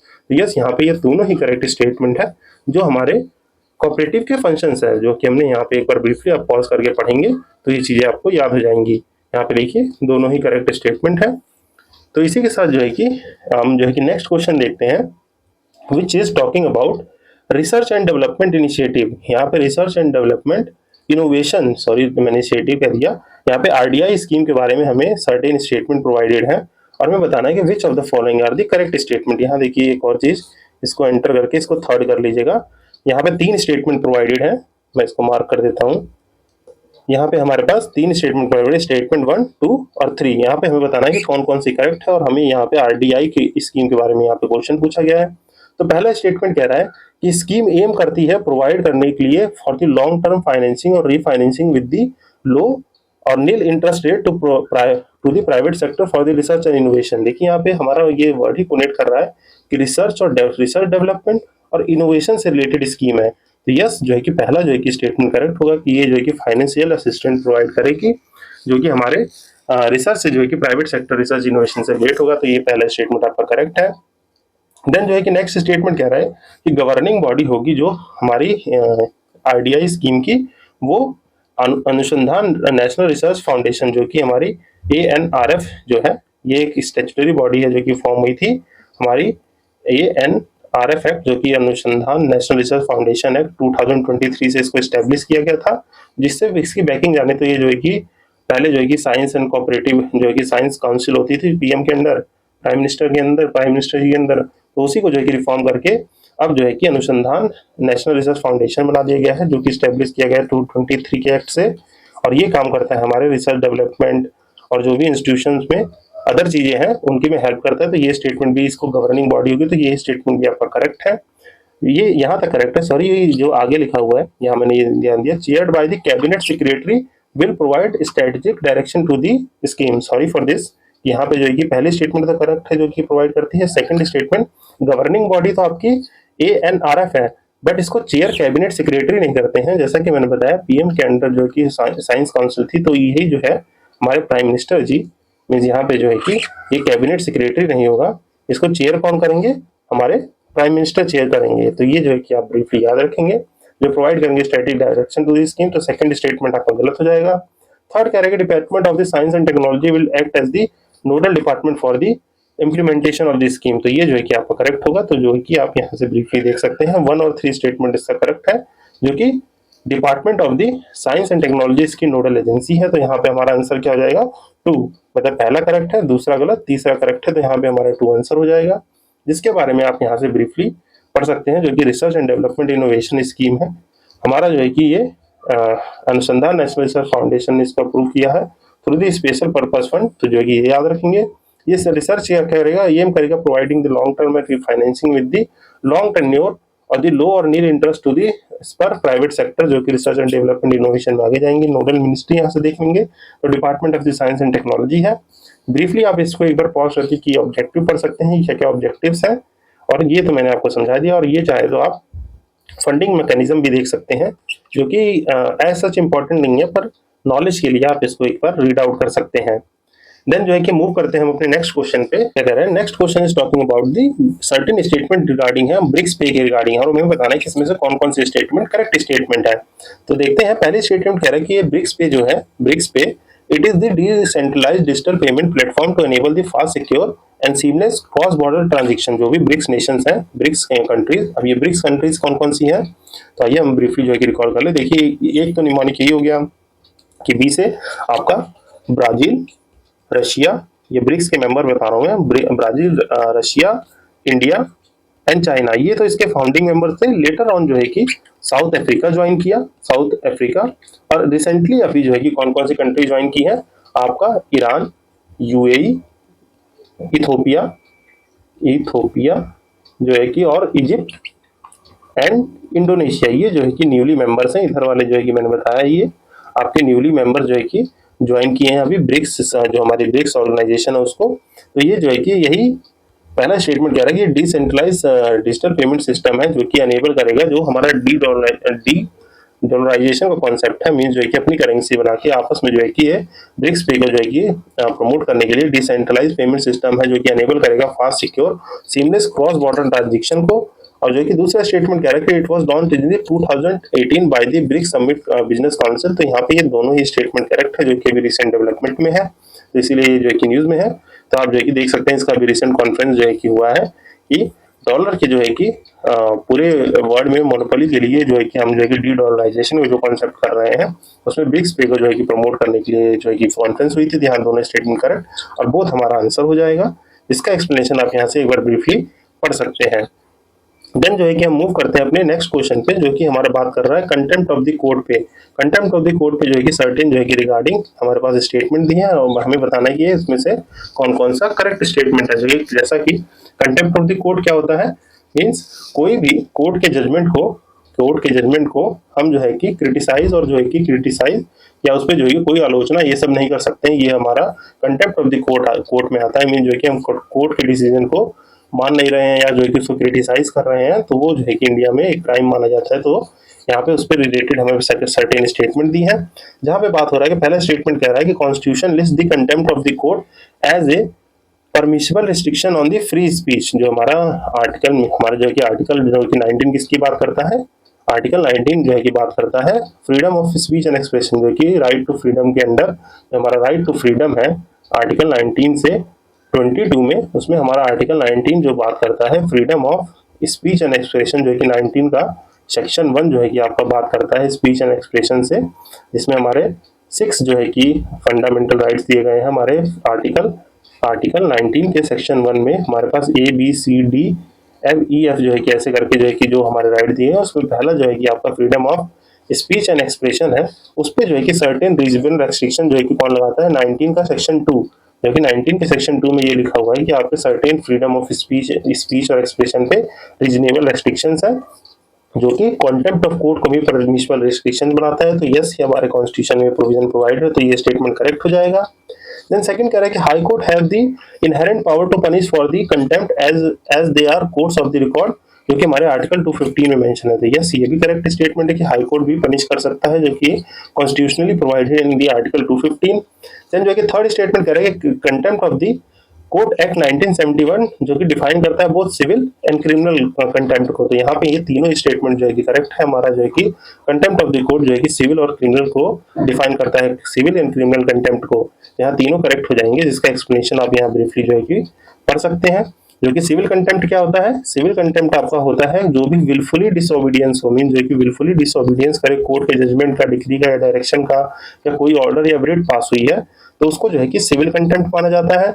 और क्रिमिनल कंटेम्प्ट माना जाता है जब आप उसको जो है कि बाय द वर्ड, स्पोकन और रिटन और साइंस और विजुअल रिप्रेजेंटेशन के थ्रू जो है कि आप रिप्रेजेंट करें, तब वो जो है कि आपका क्रिमिनल कंटेम्प्ट में आता है। तो ये आप ब्रीफली याद रखेंगे। Then moving to next question जो है कि सर्टेन स्टेटमेंट दी है म्यूचुअल्स के बारे में। म्यूचुअल्स क्या होते हैं, इस तरह से आप देख सकते हैं, जो एक सेल लाइक स्ट्रक्चर होते हैं, ये हमारे सी फूड्स में आते हैं। सी फूड्स में तो ये जो है कि आप याद रखेंगे, ये एक तरह के सी फूड्स हैं जिनके सर्टेन स्टेटमेंट दिए हैं, हमें बताना है कि करेक्ट स्टेटमेंट इनमें से क्या है। तो पहला स्टेटमेंट आपका कह रहा है ये टिपिकली लिव करते हैं in the beds of the ocean floor. तो यस, जो है कि हमारे ओशियन बेड फ्लोर में जो है कि पाए जाते हैं, तो ये जो है कि करेक्ट स्टेटमेंट है। Then they are mostly common found in the cool seas, mean जो है कि हम जानते हैं कि सी वाटर जो है कि वार्म और कूल होता है, तो जहाँ पे जो है कि कूल सीज होते हैं तो ये वहां पे ज्यादा पाए जाते हैं। तो आपके पहला और सेकंड जो है कि स्टेटमेंट करेक्ट है। देन जो है कि थर्ड कह रहा है कि न्यूट्रिशियस फूड है जो कि source with the good amount of iron, magnesium, phosphorus and potassium. तो यहाँ पे जो है कि it is the good source of the iron, magnesium, potassium और फॉस्फोरस। तो यहाँ तीनों ही करेक्ट स्टेटमेंट है, जो कि थर्ड जो है कि यहाँ तीनों करेक्ट स्टेटमेंट है हमारे, जो कि एक्सप्लेनेशन आप यहाँ से पढ़ सकते हैं। जैसे सेल लाइक स्ट्रक्चर होता है, और यहाँ पे जो है कि इसको ओपन करके इसको जैसे भी खाते हो, तो ये जो है कि यहाँ से ब्रीफली आप देख सकते हैं, जो कि हमारे सी फ्लोर पे, ओशियन फ्लोर पे पाया जाता है, attaching themself to the rock और द अदर म्यूचुअल्स, जो कि एक दूसरे से या तो रॉक पे अटैच होते हैं। और ये जो है कि मोस्टली कूल सीज में जैसे फ्रेश वाटर म्यूचुअल्स होते हैं, इनहेबिट करते हैं स्ट्रीम, लेक्स और पॉन्ड में भी। देन जो है कि थर्ड कह रहा है कि ये विटामिन बी और सी का, ओमेगा 3 फैटी एसिड्स का, मिनरल लाइक आयरन, मैग्नीशियम और फॉस्फोरस, पोटेशियम जैसे इन सब चीजों का ये रिच सोर्स होते हैं। तो यहाँ से ये चीजें आप याद रखेंगे। देन जो है कि मूव करते हैं नेक्स्ट क्वेश्चन पे। नेक्स्ट क्वेश्चन है स्क्रब थाइपस के बारे में। स्क्रब थाइपस क्या है, ये एक तरह का बग है, जो कि मतलब एक तरह का जैसे मॉस्किटोज होते हैं, ये भी एक तरह का बग है, जो कि कीड़ा है, एक तरह का इंसेक्ट है ये। इसके बारे में सर्टेन स्टेटमेंट दी है और हमें बताना है कि which of the following are the correct statements. तो यहाँ पे करेक्ट कौन सी है, तो कह रहा है कि it is the disease cause by the bacterium, mean जो है कि बैक्टीरियम, या मैं आपको नाम बता दूंगा। तो यस, ये जो है कि बैक्टीरिया मीन जो काटते हैं, तो एक बैक्टीरियम की वजह से, बैक्टीरिया की वजह से हमें इन्फेक्शन फैल जाता है। तो यस, ये जो है कि करेक्ट स्टेटमेंट है। और कह रहा है कि डिसीज जो है कि ऑलमोस्ट एब्सेंट है इंडिया में, तो नहीं, ये जो है कि एशिया रीजन में प्रोमिनेंट है, तो ये कि इंडिया में एब्सेंट है, इंडिया में प्रेजेंट है, तो ये स्टेटमेंट गलत हो जाएगा। और अभी इसके लिए फिलहाल कोई वैक्सीन नहीं है, जो कि स्क्रब थाइपस जो है कि इंसेक्ट है, इसके लिए कोई भी वैक्सीन नहीं है। तो यहाँ पे फर्स्ट और थर्ड जो है कि करेक्ट होगा, जिसका 2 आंसर हो जाएगा। और ये जो है कि गलत है, इंडिया में प्रेजेंट रहते हैं।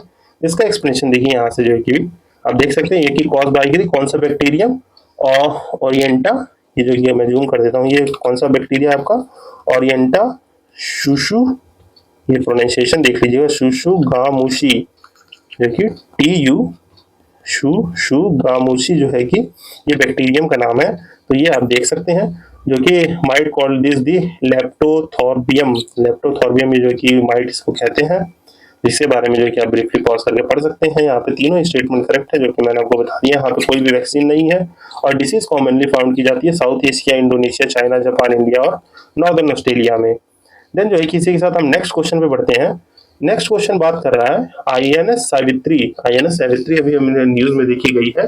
तो ये क्या चीज है, ये जो है कि देखिए, पहली बात तो ये इंडियन नेवल शिप है जो कि सावित्री नाम से जो कि अभी कमीशन की गई है अपने ओशियन रीजन में, जो कि build by the Mazagon dockyard shipyard industry जो है कि इसने जो है कि इसको बिल्ड किया है, इन्होंने इसको बनाया है। ये एक ऑफशोर पेट्रोल वेसल है, मीन्स OPV है इंडियन नेवी का। तो यहाँ पे ये दोनों स्टेटमेंट करेक्ट है यहाँ पे, तो both statement are the correct. यहाँ पे देखिए, ये किसी जो आप पढ़ते होंगे प्रोजेक्ट 75 में, जो है कि हमारे प्रोजेक्ट 75 या 17A या 15B, तो ये किसी नेवल जो है कि वॉरशिप्स में नहीं है, ये जो है कि ऑफशोर एक पेट्रोल वेसल है, जो कि पिछले जो है कि जैसे मैंने पिछले सेशन में अजीत अपराजित भी पढ़ाया था, जो हमारे इंडियन कोस्ट गार्ड जो है उनकी जो है कि पेट्रोल वेसल थी। तो ये इंडियन नेवी की एक पेट्रोल वेसल है जिससे पेट्रोलिंग का काम करेंगे, मीन जो कि अपने मैरीटाइम बॉर्डर को, जो इंडियन ओशियन है या मैरीटाइम बॉर्डर को डिफेंस को बढ़ाने के लिए पेट्रोलिंग का काम करेंगे। तो ये इसलिए वेसल बनाई गई है, किसी क्लासिफिकेशन में नहीं है कि हमारे कोई नेवल क्लासिफिकेशन शिप में जो कि आती है। देन जो है कि आप यहाँ पे ये याद रखेंगे, ये दोनों ही स्टेटमेंट करेक्ट है। आई होप मैंने इसको जो है कि थोड़ा ब्रीफली समझाने की कोशिश की है, आप समझ गए होंगे कि ये हमारे किसी प्रोजेक्ट के अंडर नहीं आती है। ये जो कि एक अलग डिजाइन की गई है जो कि ऑफशोर पेट्रोल वेसल है। इसकी इमेज आप यहाँ देख सकते हैं। यहाँ पे दोनों ही स्टेटमेंट जो है कि आपकी करेक्ट है, जो कि इंडिजियसली बिल्ड की गई है मैकडॉन डॉक लिमिटेड इन दी मुंबई। तो ये आपको याद रखना है। देन जो है कि नेक्स्ट क्वेश्चन बात कर रहा है हमारे लखपति दीदी इनिशिएटिव के बारे में। तो यहाँ पे लखपति दीदी इनिशिएटिव है जो कि एक वुमेन एम्पावरमेंट प्रोग्राम है, जहाँ पे स्किल ट्रेनिंग और प्रोग्राम फॉर दी वुमेन दिया जाएगा, जिससे वो अपने वेजेस को इंक्रीज कर सके, मीन जो है कि अपने रूरल सेटिंग में भी रहते हुए अपने इनकम को जनरेट कर सके। तो उससे रिलेटेड ये स्कीम है। तो ये हमारे पहले स्टेटमेंट कह रहा है कि it is the part of the Deendayal Antyodaya योजना, जो कि नेशनल रूरल लाइवलीहुड मिशन से जो है कि अंडर आता है। तो yes, it is the part of the national rural livelihood mission के अंदर आता है। तो ये स्टेटमेंट करेक्ट है। देन जो है कि सेकंड स्टेटमेंट कह रहा है फोकस करता है individual self help group women, not on the self help groups. तो ये भी एक स्टेटमेंट हमारा करेक्ट स्टेटमेंट है, जो कि इनिशिएटिव फोकस करता है आपके individual self help group of the womens में, जो है कि self help group womens focus करता है, ना कि सेल्फ हेल्प ग्रुप में। सेल्फ हेल्प ग्रुप तो बहुत सारे हैं, यहाँ पे इंडिविजुअली जो है कि सेल्फ हेल्प ग्रुप बनाए गए हैं जो कि स्पेशली डेडिकेटेड होंगे लखपति दीदी के लिए। तो यहाँ पे ये दोनों स्टेटमेंट करेक्ट है। और थर्ड स्टेटमेंट कह रहा है कि ministry of the rural development इसकी नोडल मिनिस्ट्री है। Yes, it is the nodal ministry, जो कि यहाँ पे तीनों ही इसको करेक्ट स्टेटमेंट बताता है। में यहाँ पे तीनों ही स्टेटमेंट करेक्ट है, जो कि आप यहाँ से देख सकते हैं, जो कि हमारा लखपति दीदी इनिशिएटिव पार्ट है डे NRM का, जो कि एक सेंटर स्पॉन्सर्ड स्कीम है। अब देखिए, एक होता है सेंट्रल सेक्टर स्कीम, जिसमें जो है कि 100% फंडिंग जो है कि हमारी यूनियन गवर्नमेंट देती है, और स्पॉन्सर्ड स्कीम का मतलब हो गया जब ये कोई भी स्टेट होगा तो उसमें जो है कि 60% स्कीम का शेयर जो है कि यूनियन देगी, 40% स्टेट कॉन्ट्रीब्यूट करेंगे। अगर वो आपकी यूनियन टेरिटरी है तो 100% यूनियन गवर्नमेंट देगी। अगर नॉर्थ ईस्ट रीजन है या हिली एरिया है, कोई हिली एरिया, तो वहाँ पे 90% जो है कि यूनियन और 10% जो है कि स्टेट गवर्नमेंट। तो सेंट्रल स्पॉन्सर्ड स्कीम का मतलब ये होता है, जो कि आप यहाँ से ब्रीफली अदर चीजें पढ़ सकते हैं, जो हमारे लखपति दीदी इनिशिएटिव के बारे में है। देन जो है कि हम अपने लास्ट क्वेश्चन को देखते हैं, जो कि है ऑपरेशन व्हाइट क्लाउड्रॉन, जो है कि रिसेंटली ये ऑपरेशन कंडक्ट कराया गया है। जो कि किसने कंडक्ट करा है, क्या इसरो, DRI, CBI या NIA। तो ये जो है कि ऑपरेशन है, ऑपरेशन व्हाइट क्लाउड्रॉन, जो कि हमारे directorate of the revenue intelligence ने इसको कंडक्ट किया है। और ये देखिए, पिछले मंथ में ये न्यूज में था, जो कि पिछले जो है कि मैंने अक्टूबर का सेशन जब कराया था उसमें भी ये न्यूज में था। तब जो है कि ऑपरेशन फायर ट्रेल इन्होंने चलाया था, जो कि कॉम्बैक्ट करने के लिए जो भी इलीगल तरीके से जो भी फायर क्रैकर्स इंडिया में एंटर कर रहे हैं उसको जो है कि टैकल करने के लिए ऑपरेशन चलाया गया था, जो कि हमारे directorate of the revenue intelligence ने चलाया था। और यहाँ पे भी ये ऑपरेशन व्हाइट क्लाउड्रॉन अभी जो है कि recently directorate of the revenue intelligence ने चलाया है, जो कि क्या ऑपरेशन है, यहाँ पे एक ड्रग है अल्फा अल्प्राजोलम। ये अल्प्राजोलम एक ड्रग है जो कि हमारे सर्टेन जो है कि एंजाइटी, डिप्रेशन और जो है कि न्यूरॉन सिस्टम को जो है कि काम करने के लिए जो है कि काम मतलब शांत करने के लिए यूज़ किया जाता है। तो ये अगर इलीगली यूज़ किया जाए तो ये जो है कि हमारे NDPS है, जो कि national drugs and psychometric substance act है, उसके अंडर जो है कि इलीगल ड्रग है, जिसके रेगुलेशन जो है कि अलग तरीके से देखे जाते हैं। तो यहाँ पे इसी को जो है कि टैकल करने के लिए अभी जो है कि ये आपका ऑपरेशन जो है कि व्हाइट क्लोरन चलाया गया था। देखिए यहाँ पे कुछ इस तरीके से सेटिंग में इसको बना के जो है कि ड्रग्स के रूप में बेचा जा रहा था। तो यहाँ पे ये ऑपरेशन जो है कि DRI ने परफॉर्म किया है, जो कि हमारे CBIC central board of indirect customs जो है कि इसके अंडर जो कि आते हैं, जो कि हमारे मिनिस्ट्री ऑफ द फाइनेंस के अंडर ये जो है कि एक छोटा सा डिपार्टमेंट है, जिसका एक विंग है ये directorate of the revenue intelligence. अब पिछला सेशन देखेंगे तो वहाँ मैंने इसको बहुत ही अच्छे से एक्सप्लेन किया है, तो वहाँ से आप इसको रेफर कर सकते हैं। देन जो है कि इसमें ये आपका आंसर हो जाएगा, तो यहाँ से आप इसका एक्सप्लेनेशन पढ़ सकते हैं। आई होप जो है कि मैंने इसको जो है कि थोड़ा ब्रीफली सम अप करने की कोशिश की, आपके समझ में आया होगा। तो इसी के साथ हम इस डिस्कशन को एंड करते हैं। आई होप जो है कि ये डिस्कशन आपको अच्छा लगा होगा करंट अफेयर का। अगर ये डिस्कशन आपको अच्छा लगा है तो लाइक शेयर सब्सक्राइब कर दीजिए एंड जुड़े रहिए इस चैनल से for the more useful content. Thank you for the listening to the end. Till then signing off this side Ashish Bhaskar. Happy learning.